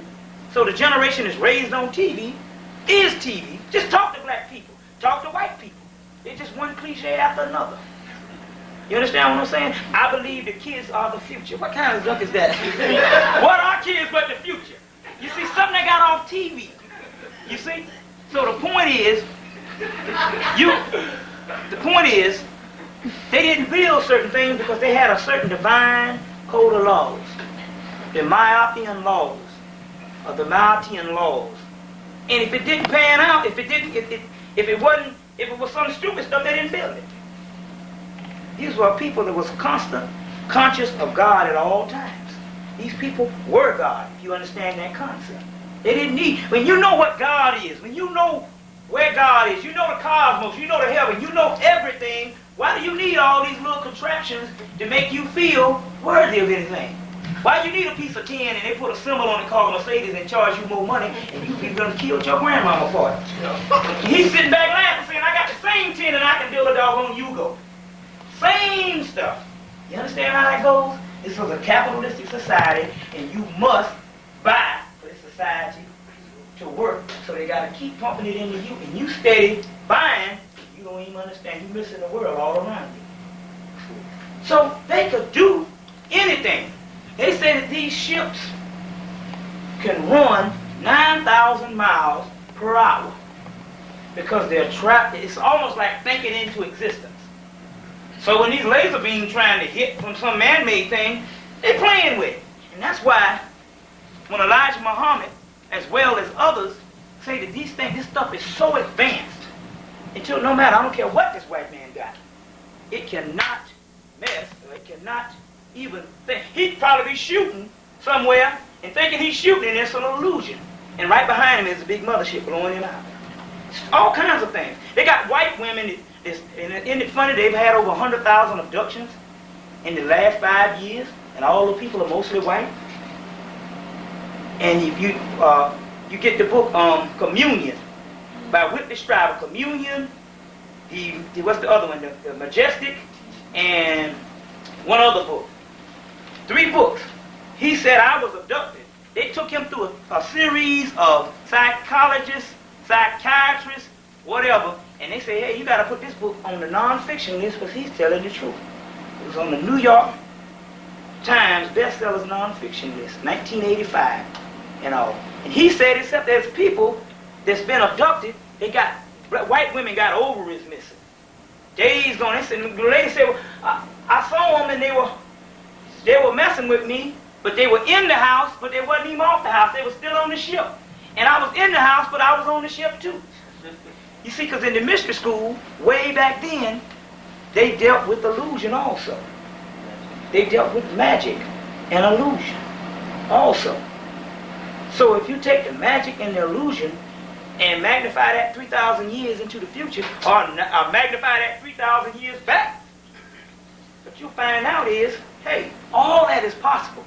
You can't believe in God and believe that this devil got the end all and be all to technology, and that's the reason why they say we won't do nothing. Because number one, we think that the white man's civilization and his technology is synonymous to technology. You see what I'm saying? They say an ant in a coconut shell full of water thinks that coconut shell and water is a whole ocean. But to us, we're just looking at it with the water. We got to step outside of that realm. Because I used to battle with it. I learned all the history, spent my life, just learning all this stuff for the last 6 years of my life. And I said, man, I don't know how we going to get out of this. So see, I'm looking on the inside of the coconut. See, when you study the history, when you get into the mystery, you get on the outside of the coconut. Now today, we went up to Black Media Communications, and we saw a picture, actual footage, that the Russians and the Americans got together and had this man-made ship go to Mars in 1962. They were looking at it on Earth, and this spaceship with a camera and all this touchdown on Mars, and they're all rejoicing. Oh, you hear the Russians in the footage, they're hollering, and the Americans hollering, saying, oh man, we own Mars and all. Didn't tell the public. We own Mars. And when they said that, just as they touched down and landed, something under the ground started moving. And the Russian guy said, well, oh man, this is even greater than what it is. He said 1962. This is his words. What was it? What was the I'm talking about what was the month? So something 1962. We have May 22nd, 1962. We have landed on Mars. And guess what? There's life on Mars. There was something moving under the earth and was getting it. Boy, it was moving out of it. It's moving. Now, going back to Elijah Muhammad and going back to this guy called Hoagland, who was a NASA man, said that there's life under Mars, but Mars has some type of nuclear explosion or something, and the people live underground. Now listen, Elijah Muhammad, in his book Theology of Time that just came out, that Farrakhan just put out, this was the book that he wrote right before he died, and said that people are going to really frequently hear this one. In this book, he said that we got people that live underground in Mars. The man right here said it. Now this white man documented a NASA man saying there's people that live underground in Mars. This is Richard C. Hoagland, a NASA man, and this is serious scholarship. Get this. I lectured at the Revolution 101. Now check this out. In September, I met an obscure lady. She came in, she had blue contacts, you know, and she came up to me and all, and she was a real nice lady. But then, you know, everybody at Revolution, nobody tripped on what nobody, because we understood that people were there that was trying to look for answers. So you understand? So she came up, and she said, I like your lecture you did this morning. It really moved me. She said, but I want to tell you something. She said, number one, I'm under government clearance, and I'm under government oath. So I don't want to, I can't just get up and talk because they can throw me in jail for life. Or they can have me executed. She said, but you can talk about it because you didn't take that. Oh, she said, I work for NASA. She said, I work for a division in NASA in Germany. This was a lady. She said, I want to know, can I get your cassette on beta? And she said, because everything in Germany and over in Europe is beta and it's not VHS. I said, well, I don't know. Not this quick. She said, I'm going back in the morning. I said, well, I really don't know. I said, well, you need to give me your name and your number and all that. She said, no, I want to just tell you this before we go. She said, but I will tell you this. She said, I don't know much of what's going on. She said, but I do know this. She said, there's black people on Mars. This black lady told me. She said, there's black people on Mars. You see, black man is going all over this world. You've always heard, if anybody that's new to liberation, this might be shocking, but anybody who's been in it a while, you hear all the stories how this is our universe. We've been all over the world. Wherever the white man is gone, we've been there to greet him. Even if he tried to go to space, we've been there to greet him. You see what I'm saying? Now we know they got monuments and pyramids on Mars. You see? And the moon. And the moon. Because they said Neil Armstrong that went, they said that one guy talked and said he saw some things, but Neil Armstrong is a Mason. 33rd degree, and he wouldn't say anything when he went. And they said not only that, they said when they went, they found out that there was some things, some dust, or something was dust. I forgot how it was, but they said whatever it was gravity on the moon. They said there wasn't no gravity on the moon.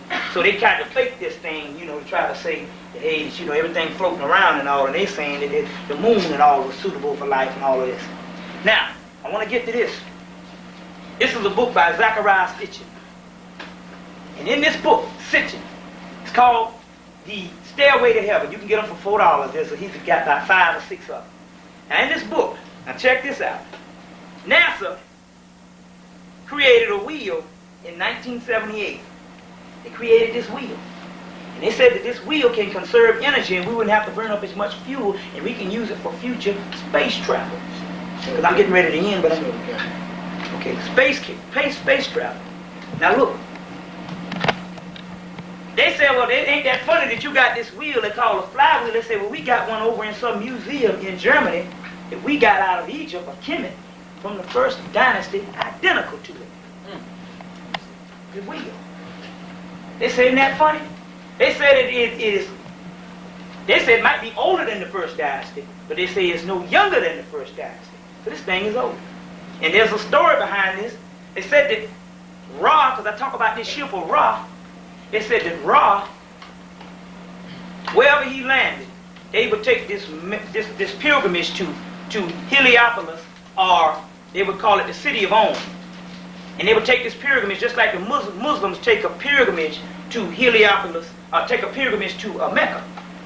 And they would worship, or they would pay homage to this spaceship. They said that Ra came down there. Well, what it was just an ancestor came to visit them and taught them the arts and sciences. If you want to believe that or whatever. You understand? See, number one, everything I said, I don't want to ask you to believe it. I don't ask you to believe none of this. I want you to get books and research yourself. Because we won't read, we don't read, and some of us can read. But that's the point. So, they said that they would make this pilgrimage, and they said around the first intermediate period, when they had all this war going on, and the first dynasty collapsed, some of the pieces got carted off and torn and went different places.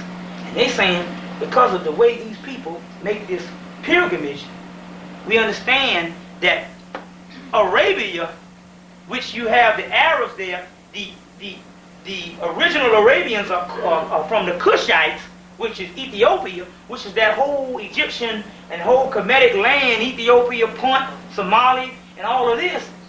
They make this Mecca because they taught the Arab, this rusty, dusty Arab, everything he knows. So this pattern that they make this pilgrimage to Mecca, they're saying that maybe beneath that black stone, that Kaaba, which comes from Ethiopia, that they pray to in Mecca, underneath that there's a whole vault, and under there might be pieces of this spaceship, or might be some other types of relics that explain all kinds of things. And even Elijah Muhammad years ago said that there's things up under that Kaaba. You see. Now, if you don't believe, you won't believe. But now, let's get to some stuff that's going to happen in the next few years. Number one, the Dogon tribe have this ceremony they do every 60 years. It's called the Sigi, or the Sugi, or the Sigi.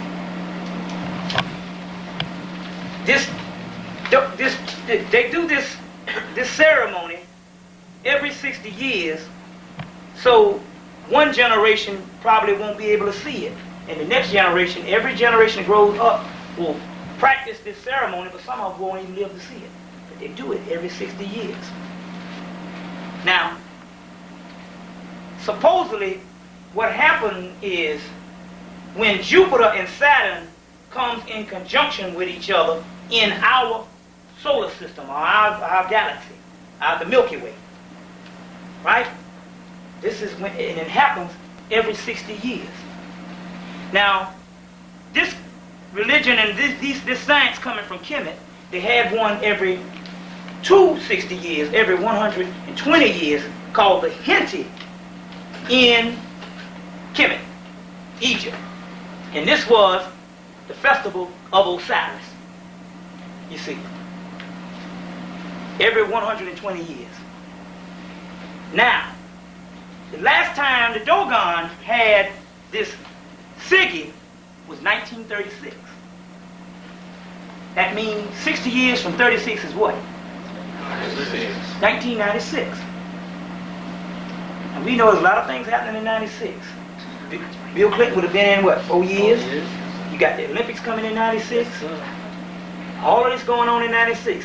By 96, when the Olympics get here, they will be they would have completed this city, because they're going to build buildings from where the buildings end downtown all the way to where they begin up here around the IBM building. They're going to fill in all of Midtown. So this city will be completed with all these Syriac monuments patterned after that papyrus out of the British Museum that I talked about. You can document it all. But in 1996, this is when this thing is supposed to happen. But when we take this thing all the way back to Kemet, we'll find out that that Heni, that Egyptian Heni, or that Kemetic Henti, is actually talking about the Tot, or the Taut, or the underworld, or hell. Hell. The actual hell that the Hebrews got from Kemet and could not understand what it was. They said the underworld, they thought it was under the earth. But they meant the underworld, they were talking about another type of zone. They were talking about something else. And remember I said that the underworld was actually, you can get the book right and read it for yourself, and plenty of books, E. Wallace Budge, From Fetish to God in Ancient Egypt. $9. Might as well get it. It said that the underworld is not talking about actual people under the earth, and it's not really talking about a place under the earth, and it's not really talking about slaying all the people. It's talking about slaying the enemies of Osiris and the enemies of Ra. And Ra has a ship of Ra, and the same ship that Elijah Muhammad is talking about, which is the ship of Allah, or the ship, the mothership. And Elijah Muhammad sees just in another word. Elijah Muhammad is the messenger of Allah, they say. Well, Tahuti in Kemet was the messenger of Ra, because his sign was that moon, that crescent was the moon, was the messenger of Ra. So we're talking about this Tot, and we're talking about all this stuff that's related, and they say that this thing starts the Amenti, and it means the enemies of Osiris and the enemies of Ra. Osiris is a black god and a green god, which is a vegetation god. All the animals eat off the vegetation, which means the god suffers, he suffers.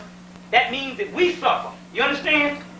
We struggle. If you ain't in struggle, you're going to get taken right out with the beast. You got to get serious in the next couple of years. Now, so it's talking about coming back, and this hell he's talking about is these white people getting ready to get their hell.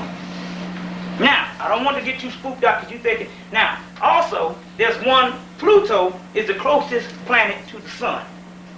Talking about this cosmos, they said that we needed to learn that the later day religions forgot. Pluto is the closest planet to the sun.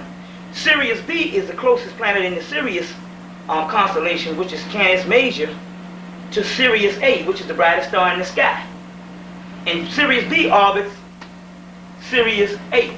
Well, Pluto is doing some funny things now, and it just passed Neptune, and it's got this Plutonian energy, and when it gets to a certain path, this divine child Sophis, when Horus and Sophis meet, which is Horus is Jesus that you know of, and Isis is Sophis, and Isis is Mary that you know of.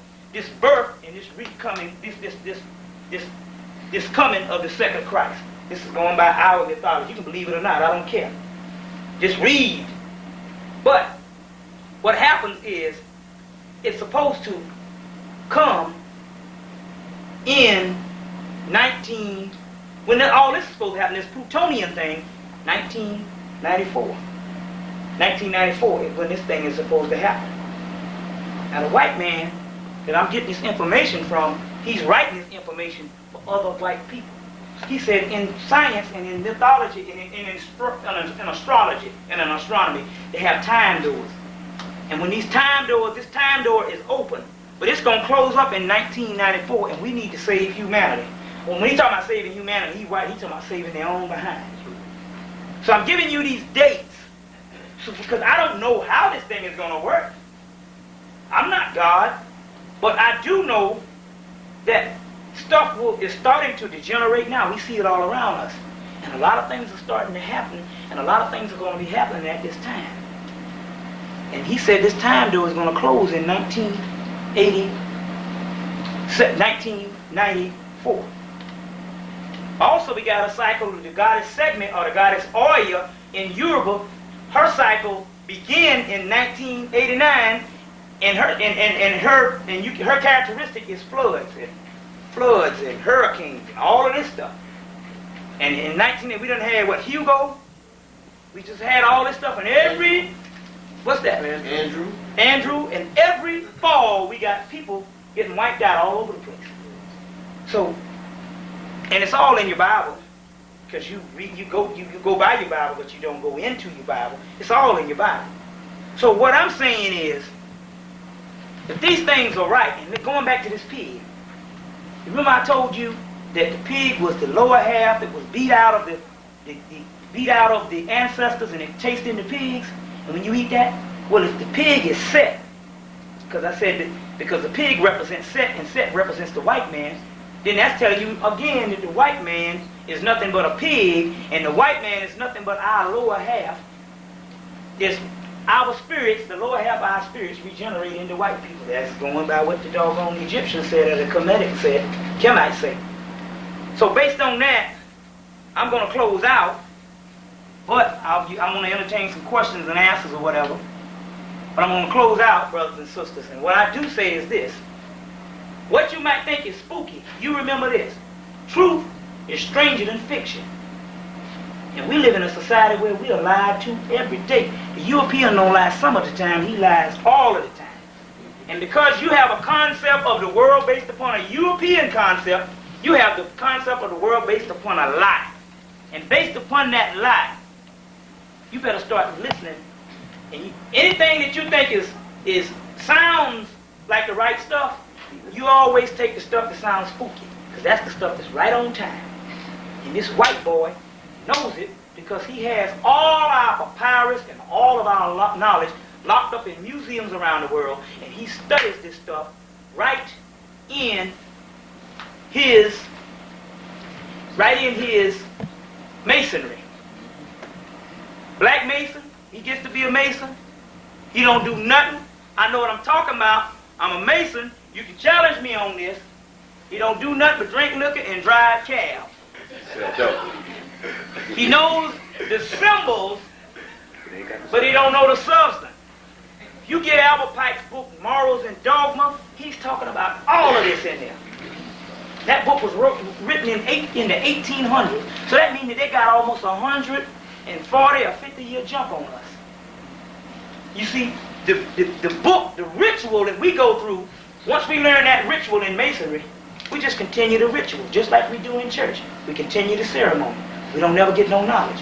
Whereas once he wants to learn that ritual, he puts the ritual down, he uses it to open and close his lodge, and use it as the government of his lodge, but he's learning all of this science. You say, well, how do we have this available to us now? Because we're supposed to be learning this about 70 years ago. This New World Order, they put that in effect 20 years ago. So they're giving you the books now, and you're saying, oh, we own it. No, you ain't own it. You too late. Now, what I'm saying is this. The next couple of years, you go work for them white people, but you need to separate from the white people as much as possible. You mentally, because it's a mental thing. See, this is a vessel. And after this vessel, you have an inside, you have a soul, and we're talking mentally.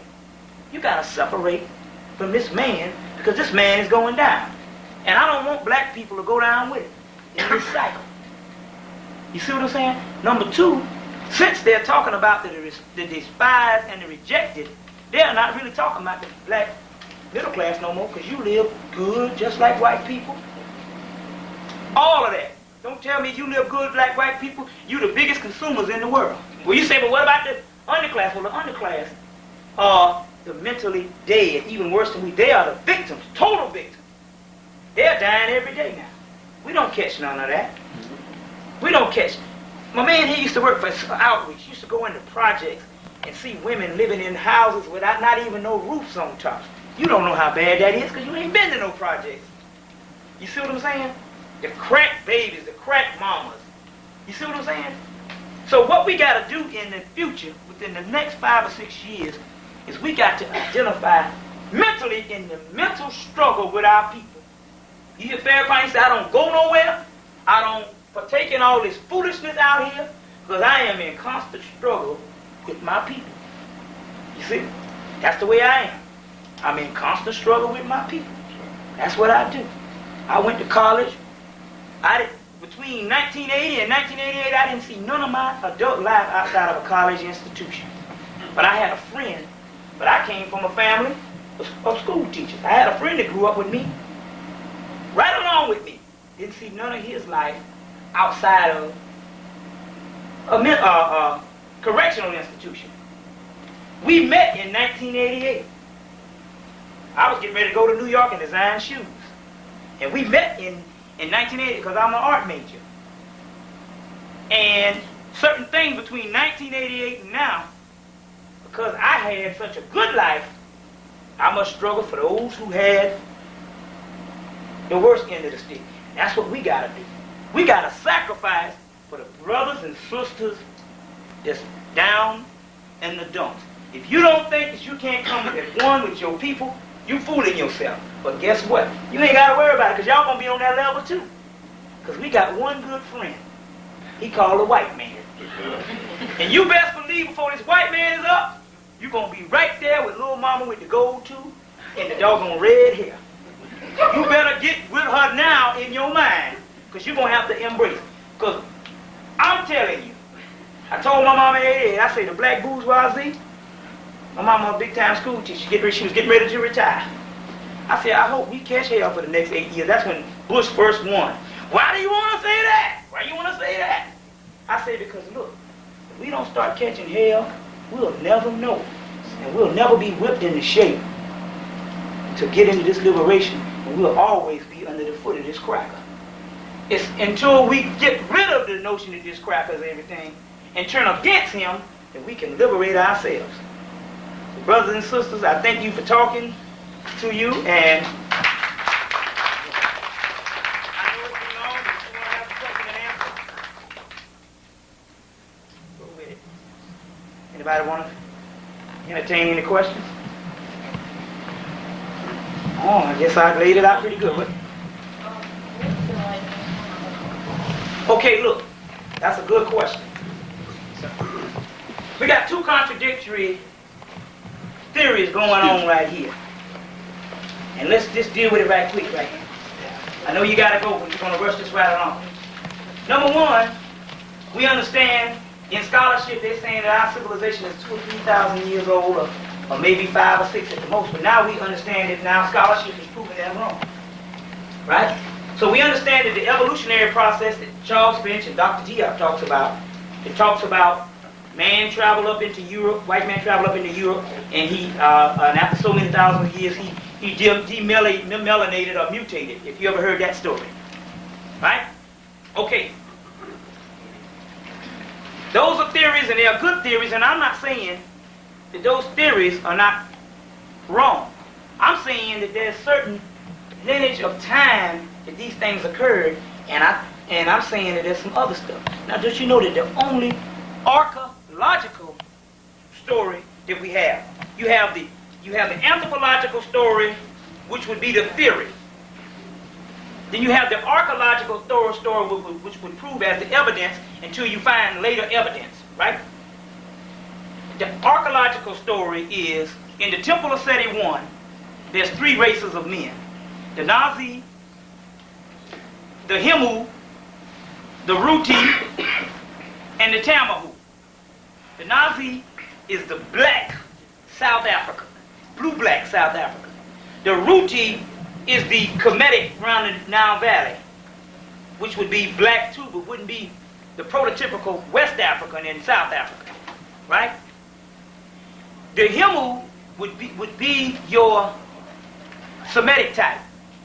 And the Tamahu says, now they just tell you what they are, black man, when you get to the Tamahu, they say the Tamahu, Tama meaning created, and Hu meaning white, light, and bright, Tamahu meaning the created white man. in the Temple of Seti I, and also in the vast release of Biblion Manuk, which is the Ramses V son, the son of the Ramses V, in this temple, they have the origin of man right there on the wall. It's probably gone by now. But Champollion in 1835, right after he translated the Rosetta Stone, he went to Kemet, and he was hurt about what he saw on the walls of Kemet, because he saw this Tamahu, and this is where this story came from. So this is the archaeological find. They say he's created, just as Elijah Muhammad says he's created, and in Theology of Time he said the Egyptians created him. But Gerald Massey in his book of the Beginning, Volume 1, said that the Nazi and the Ruti created the Tamahu. So now we got two things, but this is the archaeological part coming from Champollion's works, coming from Diop's works. You can read chapter 3 of the book Myth of Reality. Also, you can read in his book Civilization of Barbarism. I think it's in Does African Philosophy Exist? And also Donnelly's work on Atlantis, the antediluvian world. You can read on the Tamahu. Got pictures of one. And also in Gerald Massey's work, Book of the Beginning, Volume 1. So I'm saying we didn't catch this hell for nothing. Maybe we brought it on ourselves, but we know we paid for it. So you believe what you want, and what I believe is not really important. I'm just giving you other sources that they don't talk about. But Diop talked about them. He didn't go into what Champollion went into. We can't get that now. I'm trying to look for the book now. And he didn't go into what Gerald Massey went into, which Gerald Massey is a white boy that is the 19th century Diop talks about. And I think he didn't go into it. He talks about how the white man was such a hideous looking thing in this temple. But the reason why he didn't talk about it, I think, because he had a doggone white wife. See, when you sleep with the beast, you can only go but so far. Then you got to compromise. Any other questions? Let me interrupt for just a minute, because I know people are leaving. And to take this time to remind everybody that we're totally supported by your donations. And we don't get any grants from anybody. We do it all ourselves. So we need you. And keep that in mind that we have asked for a $3 donation. So please excuse me, continue with the questions. I know you talked about 1994. Yeah. You said that the white man is supposed to demolish, right? Right. What about us? Will we be here too? We're gonna phase out. Well, my thing is this. Like I said before, obviously, the cycles, what happens with the cycles is, one undoes the other. Horus undoes Set, and Set undoes Horus. Horus. That's in the cycles. We know that the Sethian people are white people. We know that the people of Horus and the people of Osiris are black people. So, you saying whether we're going to go out with the cycle too. I'm saying, unless you find some kind of way to get into the ongoing struggle of your people, we're going to go out with it too. But I'm telling everybody in here right now, and you can mark my word to this, you better get used to seeing a lot of black people die. Because between now and in the year 2000, which we are on the agrarian calendar, which is 4 years behind. So in actuality, this is 1996 now. So when they talk about 1996, they're actually talking about 2000 when that comes. When we say in 1996, it will be 2000 in 1996. What I'm saying is, you better get used to seeing a lot of black people die. It's a common fact. There are going to be casualties of war. You see what I mean? That's the weeding out process. And it's up to you to try to get as many people as you can to doggone listen to this knowledge. It's not here by mistake. All of a sudden, 2 years ago, we shaking our behind. And we still doing that now, dedicated to the preservation of shaking our behind. And then all of a sudden, overnight, boom, all this come out. That's right. You see what I'm saying? Everywhere. Everywhere. Boom. I remember when I came to Atlanta in 1996, 86, the AU Center wasn't about nothing but polo, the Clark College Polo Club, the the Yuppie Buppy, the BMW, and all that. And overnight they started wearing them Coopers and stuff. But we still got that element still there. So what I'm saying is this. Who are the despised and the rejected? Don't you know that you despise and reject those people too? That's right. So obviously it can't be you. Let me tell you something. I live in Vine City. Now what?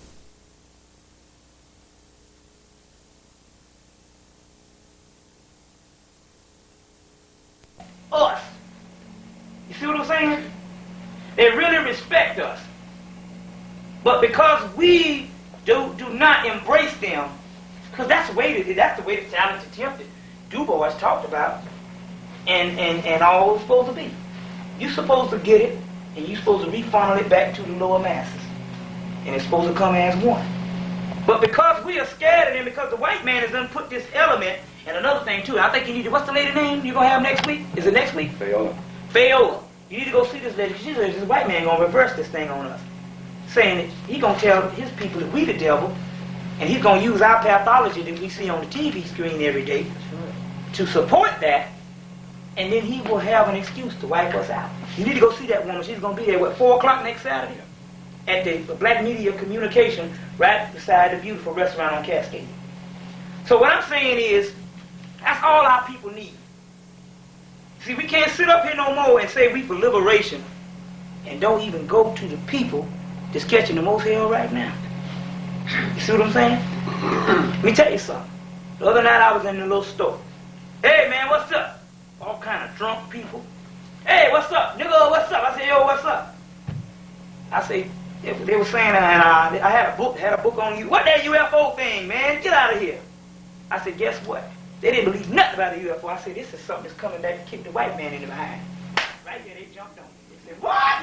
They believed it right there because they're catching so much hell. And one old black woman, there was a black woman in there about 60 years old. This black woman said, Lord, this black woman, she was about 60. She said, Lord, I hope something come back. Kick somebody in the behind. You see what I'm saying? So we got to identify with those people.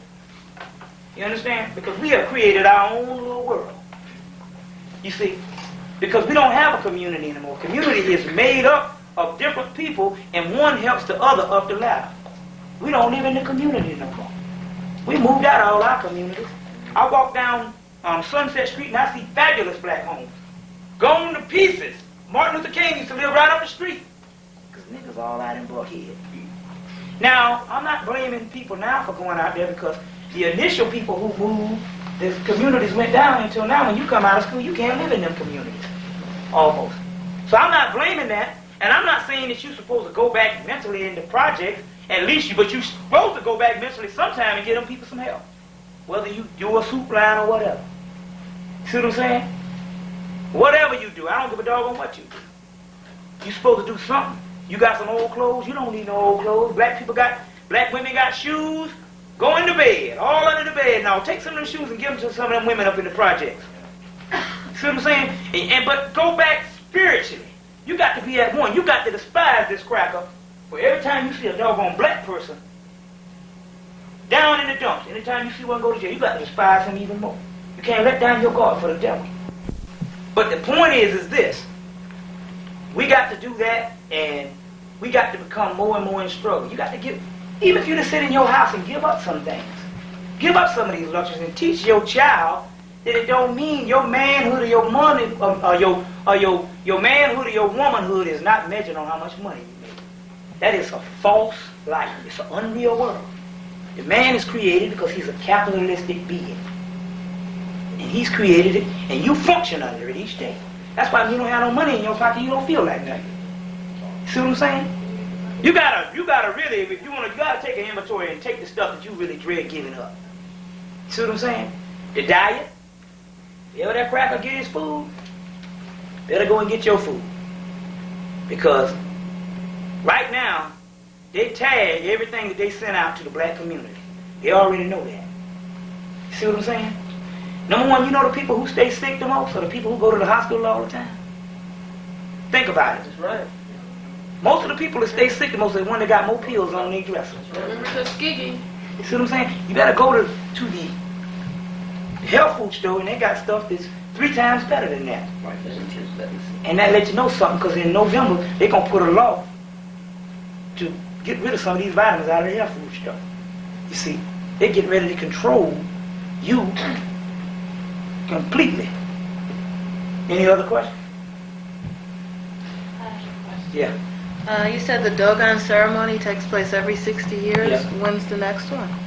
Well, the first one was in 36. So. In 36? Well, the last one was in 36. So you're saying 96? 96. So it correlates with the demise and the degeneration of the beast? Well, let's put it this way. We know that he's doing everything by 96. You gotta look at the pattern of the white man. Now we understand that the Hemmitt, you see, everything I read, I go and check it out in further source. Now I couldn't read no hieroglyphics, but I understood that when Robert Temple in his book Serious Mystery says why every 60 years, and he correlates that with the Egyptian Hemmitt, because we understand that the ceremonies and all that came from Kemet. And he said the Hemmitt, and he said the Hemmitt is when the Ta'ud or the underworld or the Amenti starts. I go to the hieroglyphic dictionary, who a white boy who ain't got nothing to do with Robert Temple, 100 years before, Budge, who translates the hieroglyphic dictionary, and also Alan H. Gardner in his book Egyptian Grammar. And in both of those books, if you're going to learn hieroglyphics, you're going to get one of those 2 books. In both of those books, they say the Hemmitt means the end. That's it. That's the end of it. You see? So that's 96. So I'm saying is we putting pieces together of the puzzle together. Now, my thing is this. Somebody gonna kill me. They give me a puzzle. Tell me I better follow this puzzle. Whether I believe the puzzle or not, I think that's too bad of a thing, or too much more, too important of a thing not to even take a look at. You see what I'm saying? Because we don't know what the cracker got in store. So what it means is any little dates that we got, we all talking about man gonna kill us. But any little dates that we have, we need to take those, we need to write those dates down. You see what I'm saying? Now what I'm saying is when 1996 comes, or 1994 comes, when this time door closes, you might still be here. But that's not the point. The point is, something is moving in the universe, and something might happen to him where he cannot kill you at the date that he said. You understand what I'm saying? Now, what is that saying? That's not saying for you to go and look out of the sky and say, well, I'm waiting on the mothership, so I ain't got to do nothing. Because with that takes responsibility. It's just like my man, one guy said if you learn this knowledge and you try to forget it, you'll go crazy. That's right.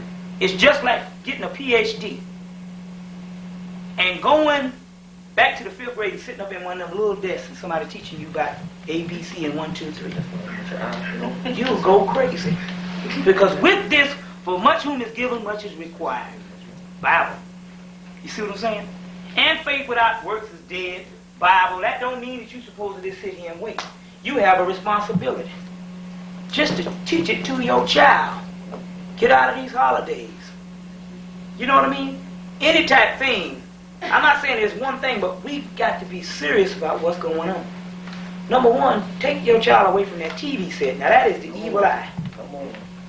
And until you have the knowledge of what's going on, don't watch the news. I can watch the news and say, oh, okay, I can see what they're getting into. I can see what they're getting into. Brothers, you can do that. Brothers is conscious and sisters are conscious, they can do this. But us, if you're insane, you don't believe that TV set. That TV set destroys lives, and it keeps us the slaves that we are. Another thing too, they're getting ready to put us to sleep, because you know that they keep enough black TV shows out, and they keep enough black movies out now. They started giving us, and they cut the movies out in the late 70s. They put them in the early 70s because we just got out of the civil rights movement. And if you notice, and if you get the book Hierarchy 300, what's the guy's name? It escapes me right now. I should have brought it.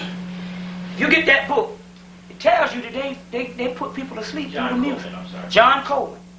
It put people to sleep through the music. You see, when the music stopped playing, we start to liberate. Right now, we are dancing our way through lives, because when I look back through, I say, what was I doing through college all them years when I was ignorant? What was I doing?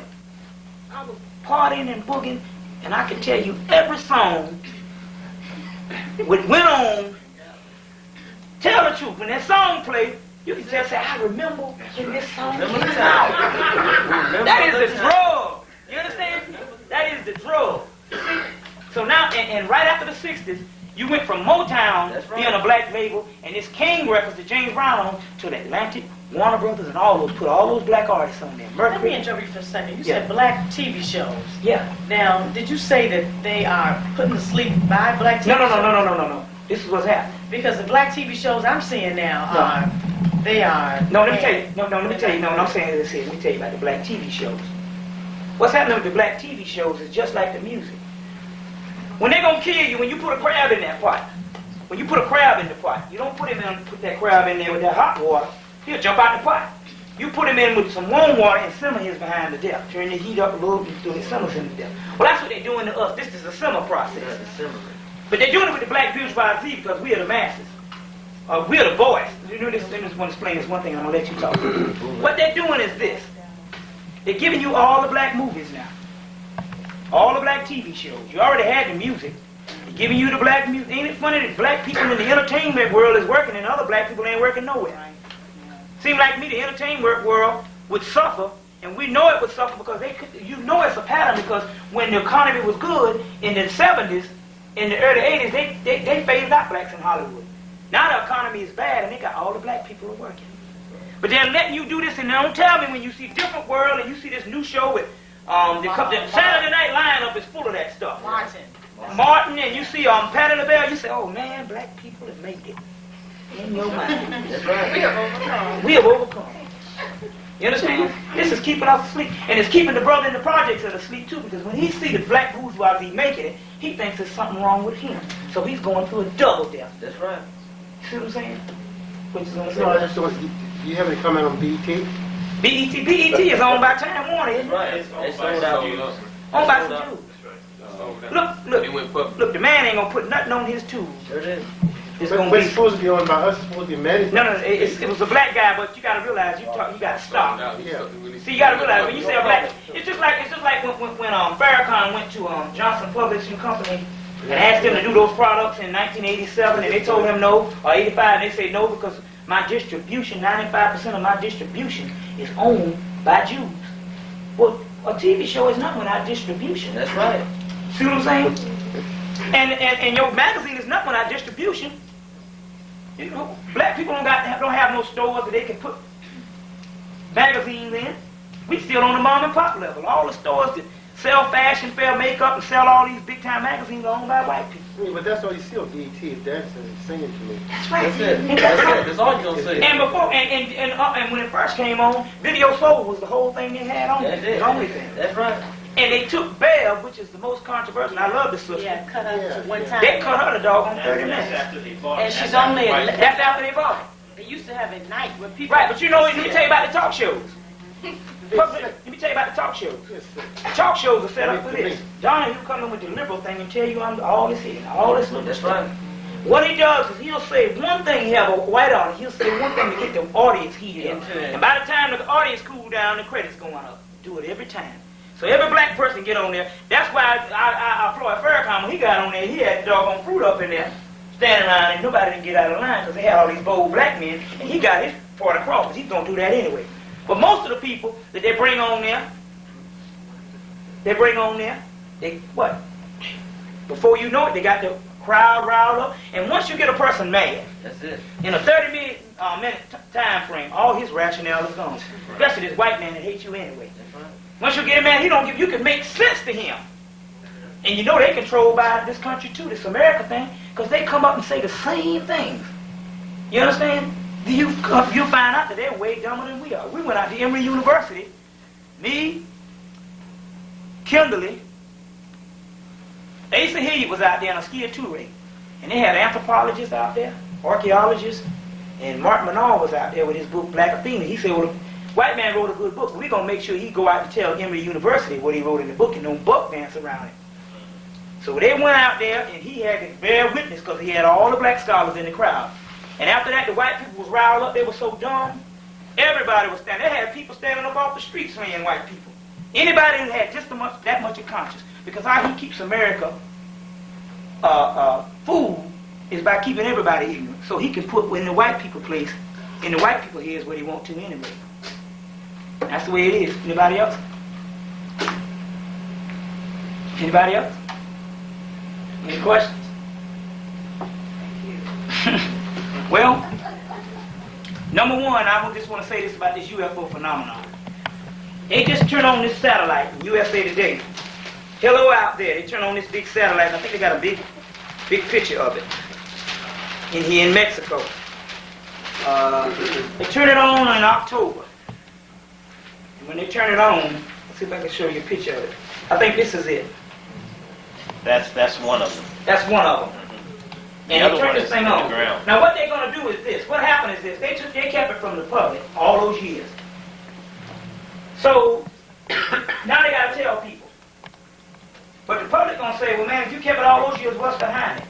So to keep people from asking what's behind it, they're going to go and tell people and get the jump on telling people by saying, creating this hoax here, $1 million hoax, probably didn't spend nothing.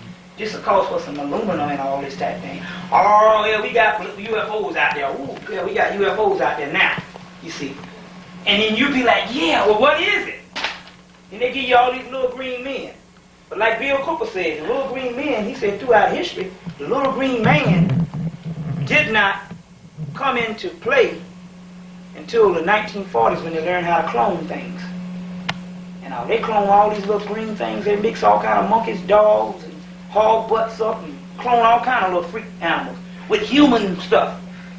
And you see all this thing here. So they got see, they got their own UFO program out in Nevada and now out in Alabama. And you can go and see these things go up. He went and saw them Sunday night, last Sunday. He went out to Alabama. He's from Alabama and saw the UFOs going, a little small thing, but they're UFOs. They're getting ready. And they clone, so they got this little green stuff going on with this cloning thing. Plus also, like I said too, we are in illusion, so we don't reveal ourselves all the time also too. You see, because since we're into this magic and this illusion and we're the masters of it, we make you think and you see what you want to. But the point is, they're getting ready to put this out. Now you're waiting for, and I know that a lot of people still don't believe this UFO thing, but you're waiting for something to come. And when it comes, that's the old saying, when Jesus knocks on the door, you will shoot him down. You won't be ready for him.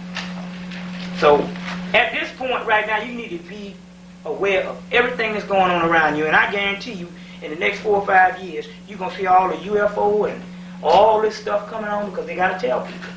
They got to tell them so they can get people prepared for what's coming.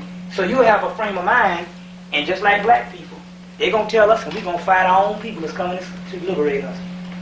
You see what I'm saying? Black people. Another thing I want to put in the thing, these black cops around here are going damn fool. Use this expression. These cops, these black cops, they are brainwashing these cops or something. Because these black cops are going fool. Now, if somebody in here, policeman or whatever, and you know some people, they might be some cool ones. But I'm saying a lot of these people, I ain't talking about them, fine, they ain't got nothing to worry about. But a lot of these black cops are going buck wild. They're going to go out with the system too. You see, the other day we was walking, went to Clark College's parade, and we was walking back to the car. Me and this brother here in the green and a cop, and we were walking in the middle of the street to try to get in a little black side street in a black neighborhood. He said, y'all don't know where the sidewalk is? Right? And so we said, we getting ready to go to the car and all. So he rolled up a little bit, and we was still walking in the middle of the street, getting ready to go to the car. He stopped, he said, y'all don't know where the sidewalk is?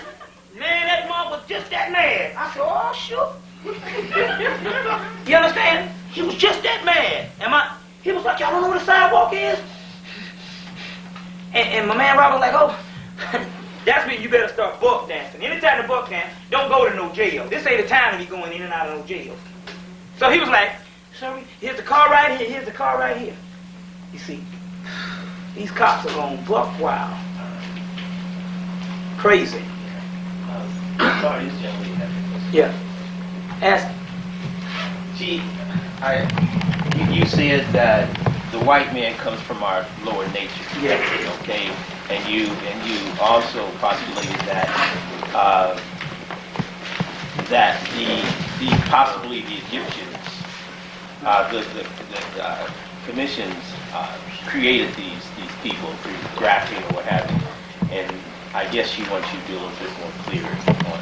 Well, number one, what I did when I said the Tamaru, I stated an archaeological find. And when did this happen? I'm sorry. An archaeological find. Well, we can go back to the Twa people. Now, if you get the book Christianity Before Christ, there's a white guy that wrote a book that's stated in there about it called Pygmy Kitabu. What's the white guy's name?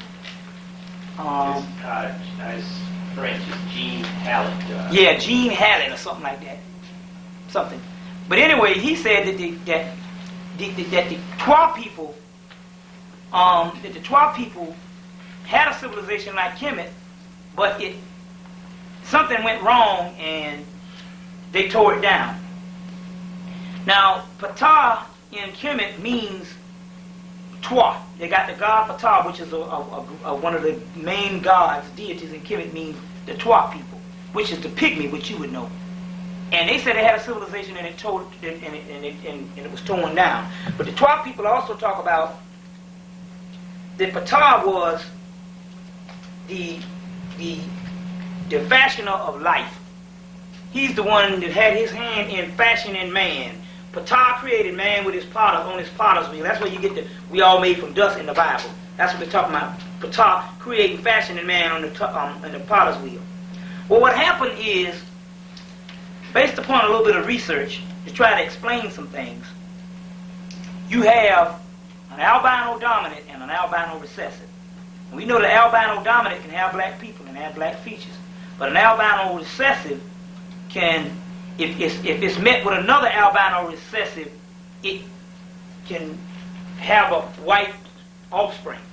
Now, whether you say it's in Europe, because if you go to Charles French, The Evolution of the Caucasoid, he said that even if it's in Europe, this theory says we've migrated up into the Ice Age. He still said it was a time when this mutation occurred, when they started reproducing among themselves.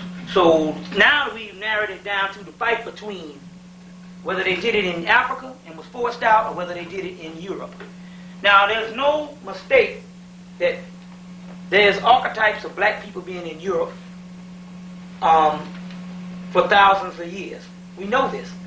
But they don't necessarily mean that those black people turned into white people in Europe. That means that the people traveled up into Europe, and you still could have a people that's mutated and grafted down in Africa and forced on up into Europe.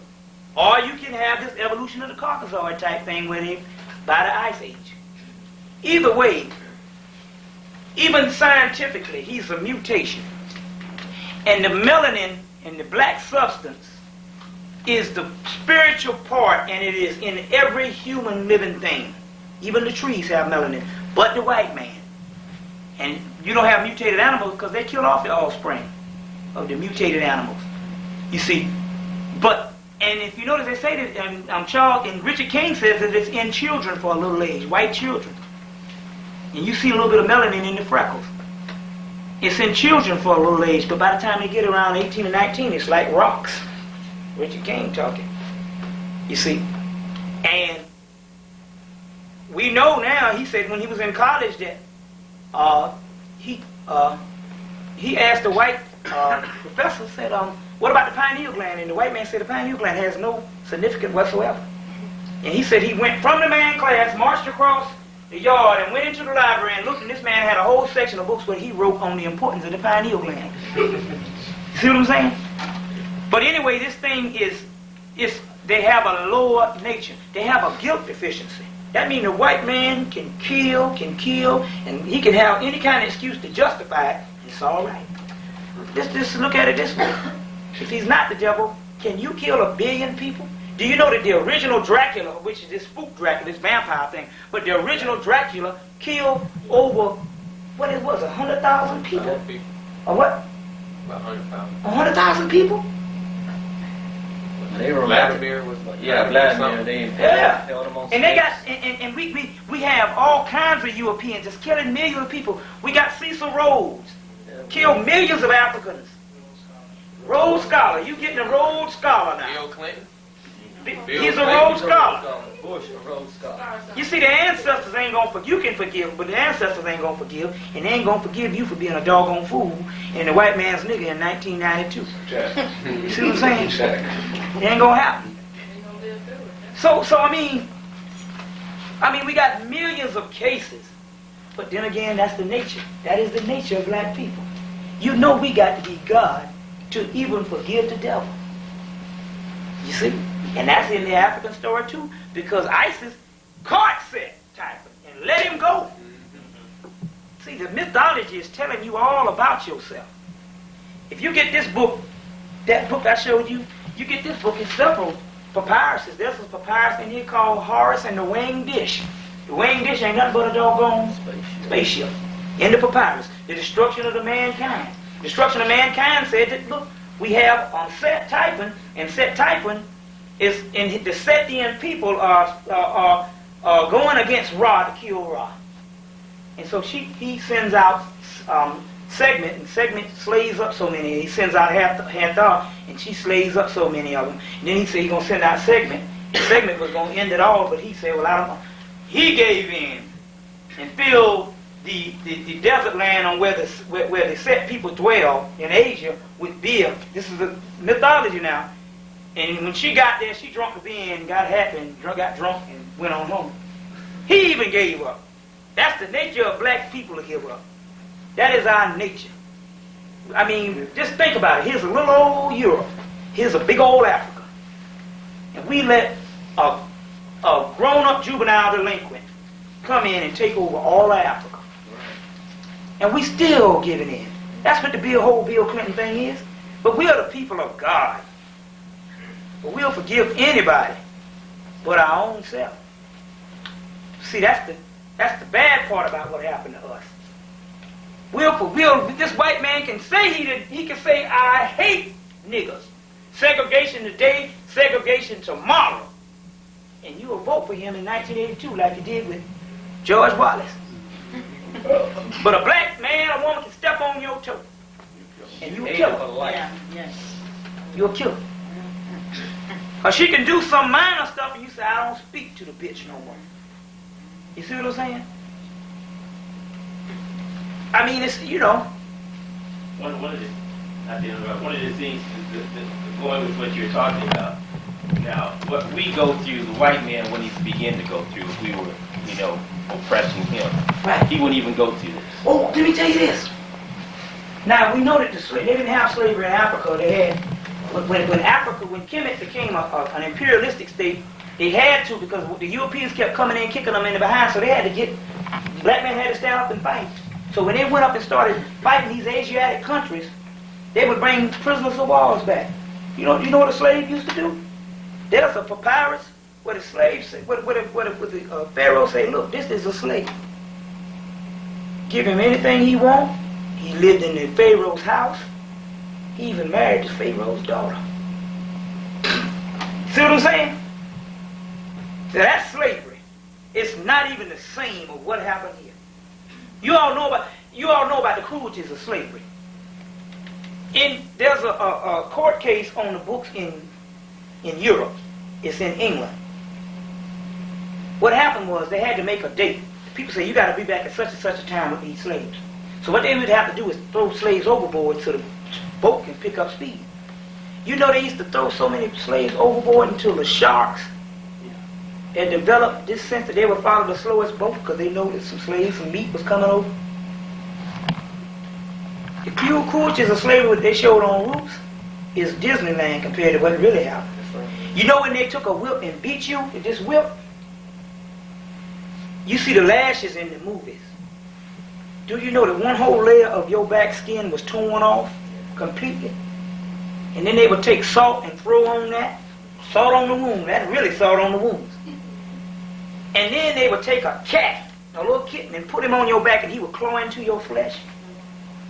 They used to take slaves and take them and put them honey all over them and dig a big hole and throw them in the hole, tie them down in the hole, and the bugs and the insects would come and eat them to death with the honey. You know about the drawing quarter? Well, they used to draw in quarter. They'd take all the black women that's pregnant, put them down in the middle of the field, get one black woman that's pregnant, put her, tie her leg to a tree, and arm to a tree, and one leg and her arm to the horse, and stick the horse would pull up, she would split in two, and the baby would fall on the ground, and then the white devil would go. Now you tell me that ain't the devil. You see what I'm saying? You just don't know the devil because you don't know your history. We don't know our history. This is nothing but the beast. This is nothing but the beast. He's a hater of women, and he got us on that kick. He is a patriarchal, sexist person. Homosexual. We know homosexual started in Greece. You know. And I want to go into this. Let me just get this because this is very important. Homosexual starts from a patriarchal society.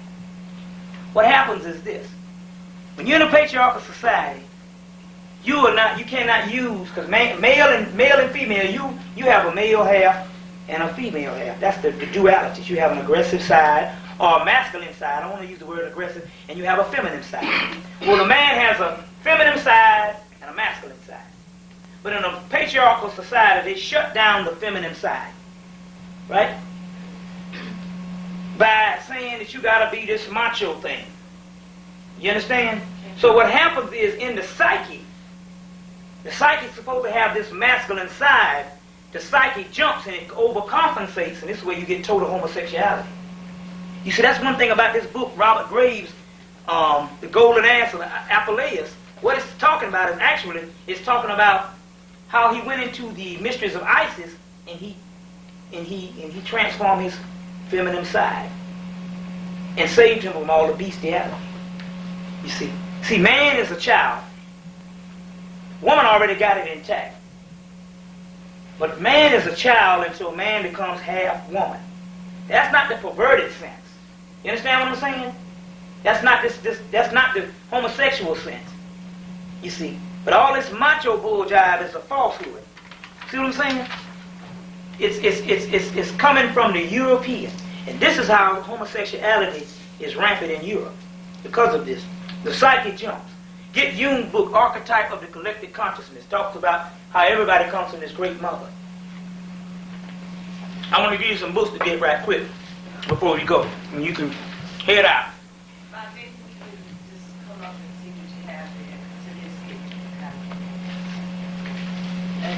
It might be quicker for him to call him out. That's my girl there, so that's why she's saying that. Yeah, you didn't catch on. You know, God has spoken. Check. You see, that's God talking. That's God talking. You know, Uttered. You know, you don't understand that. So that's why she's saying that. You know, see, the woman, your wife or your girlfriend is actually your mother. See, when you get rid of your real mother, you have to take on another mother. She has to take on another father. So she's actually your mother. Because your friends can jive you all you want to, but your woman can say, hey, I know. He getting over on you. And you can say, oh, you just get out of here. You ain't nothing, all that old bull jive. You don't know what you're talking about. Sooner or later, you done got over on you. So she getting over. So that's your mother, you see. So, but then again, that's the woman's righteous anyway. She can always look out. Because that's when we ran a patriarchal society. Mama made sure that we had everything intact. And that is heaven. That's what they call it, a celestial paradise. Because when mama running it, everything in that house, you're going to be taken care of. Right. Like to this day, my mama said, well, look, wherever you are, you know you got one home that's permanent. That's in South Carolina. You see? Well, that's when the woman ran the society, in our society. We didn't have to worry about that. We have to worry about all of this. You see?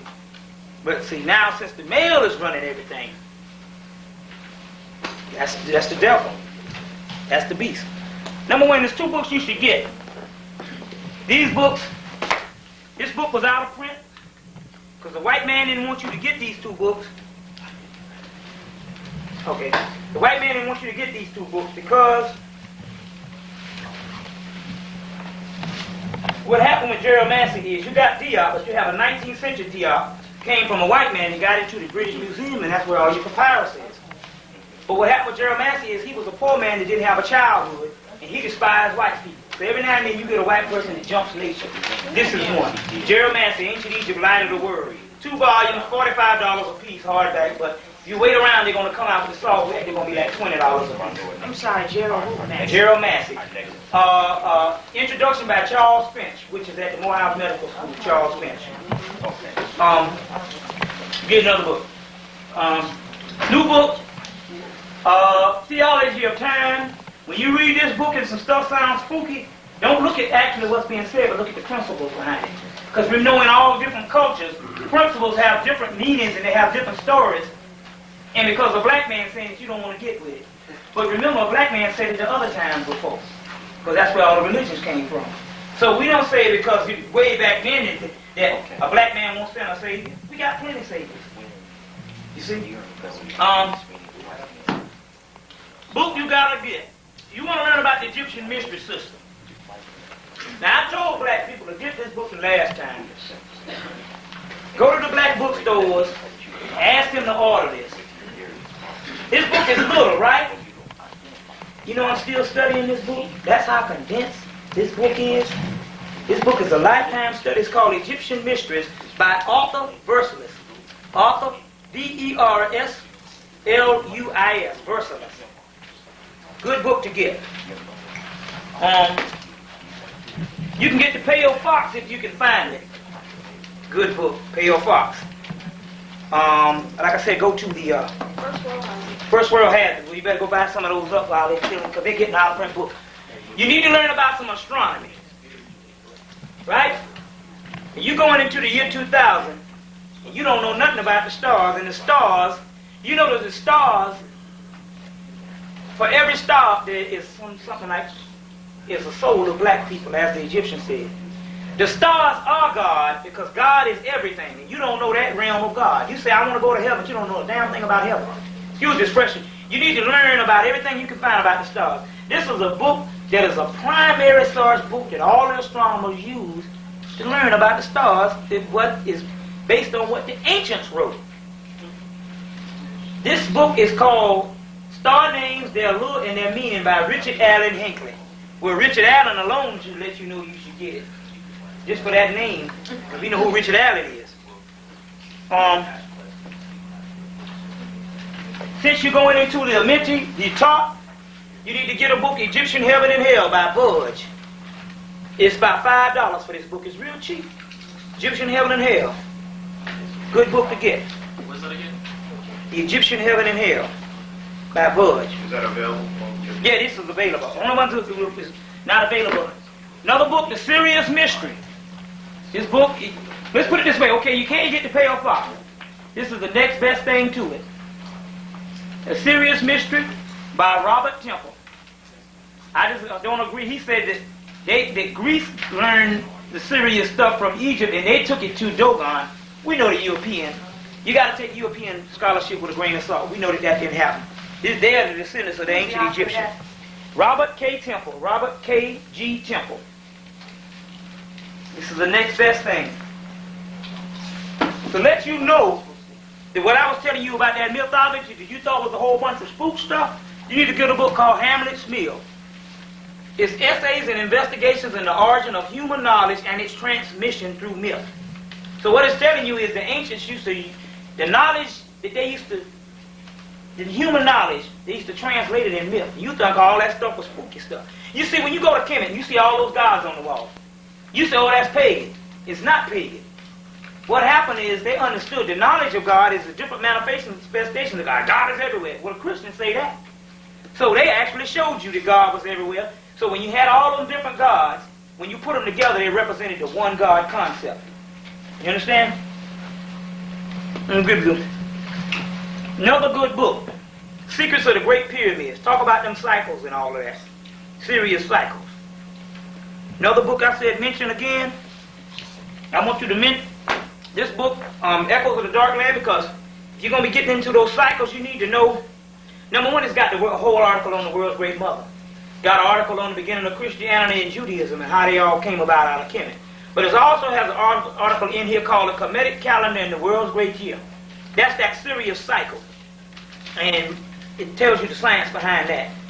And there's a lot of stuff in there. They also give you the dates and the numbers to go by. You'll see. Another book called Pyramid Prophecies. In this book, they talk a little bit on the Conference of Nicaea, how they put 2 or 3 religions together to make one religion. And how the whole thing with the Conference of Nicaea, how they took books out of the Bible and all of that. Also, it goes into some prophecies that's going on, that's going on, and they give you 1996, this will happen. They say 1992, you won't know whether it's winter or summer. Can we bear witness to that? You don't know whether it's winter or summer. I remember in 1994, Christmas, 1984, Christmas was 70 degrees. You see? So the season. Another book, Sacred Science by R.A. Swallow de Lubitz. Getting into a lot of scientific elements that we need to be studying. These books, this is another book for you. The Genesis Revisited. It's talking about genetic mutating or genetic engineering in the ancient world.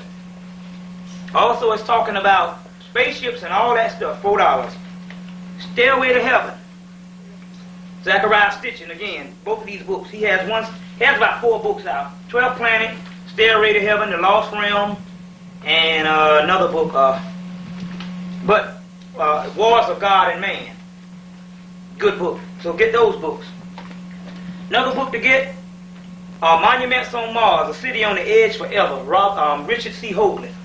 He deals with the Sirius mystery in here. He deals with Mars. He deals with life on Mars. He deals with Egypt. He deals with all of it in here.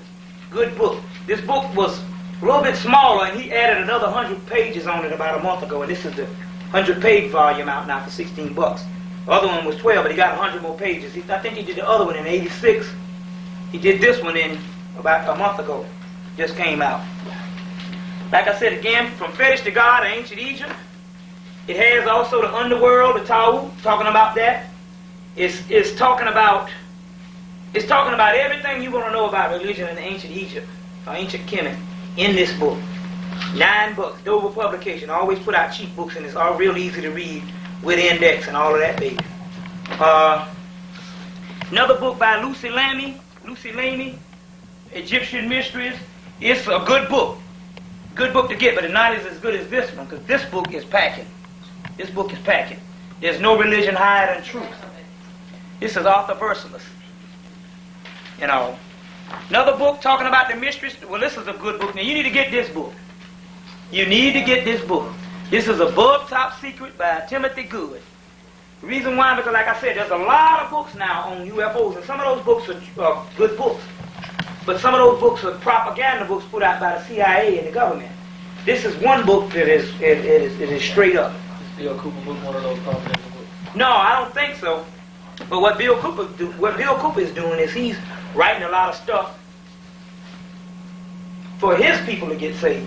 Right, yeah. You see what I'm saying? See, Bill Cooper said himself that he wouldn't have no problem with going right into the New World Order if all white people was included. He just mad because he ain't included.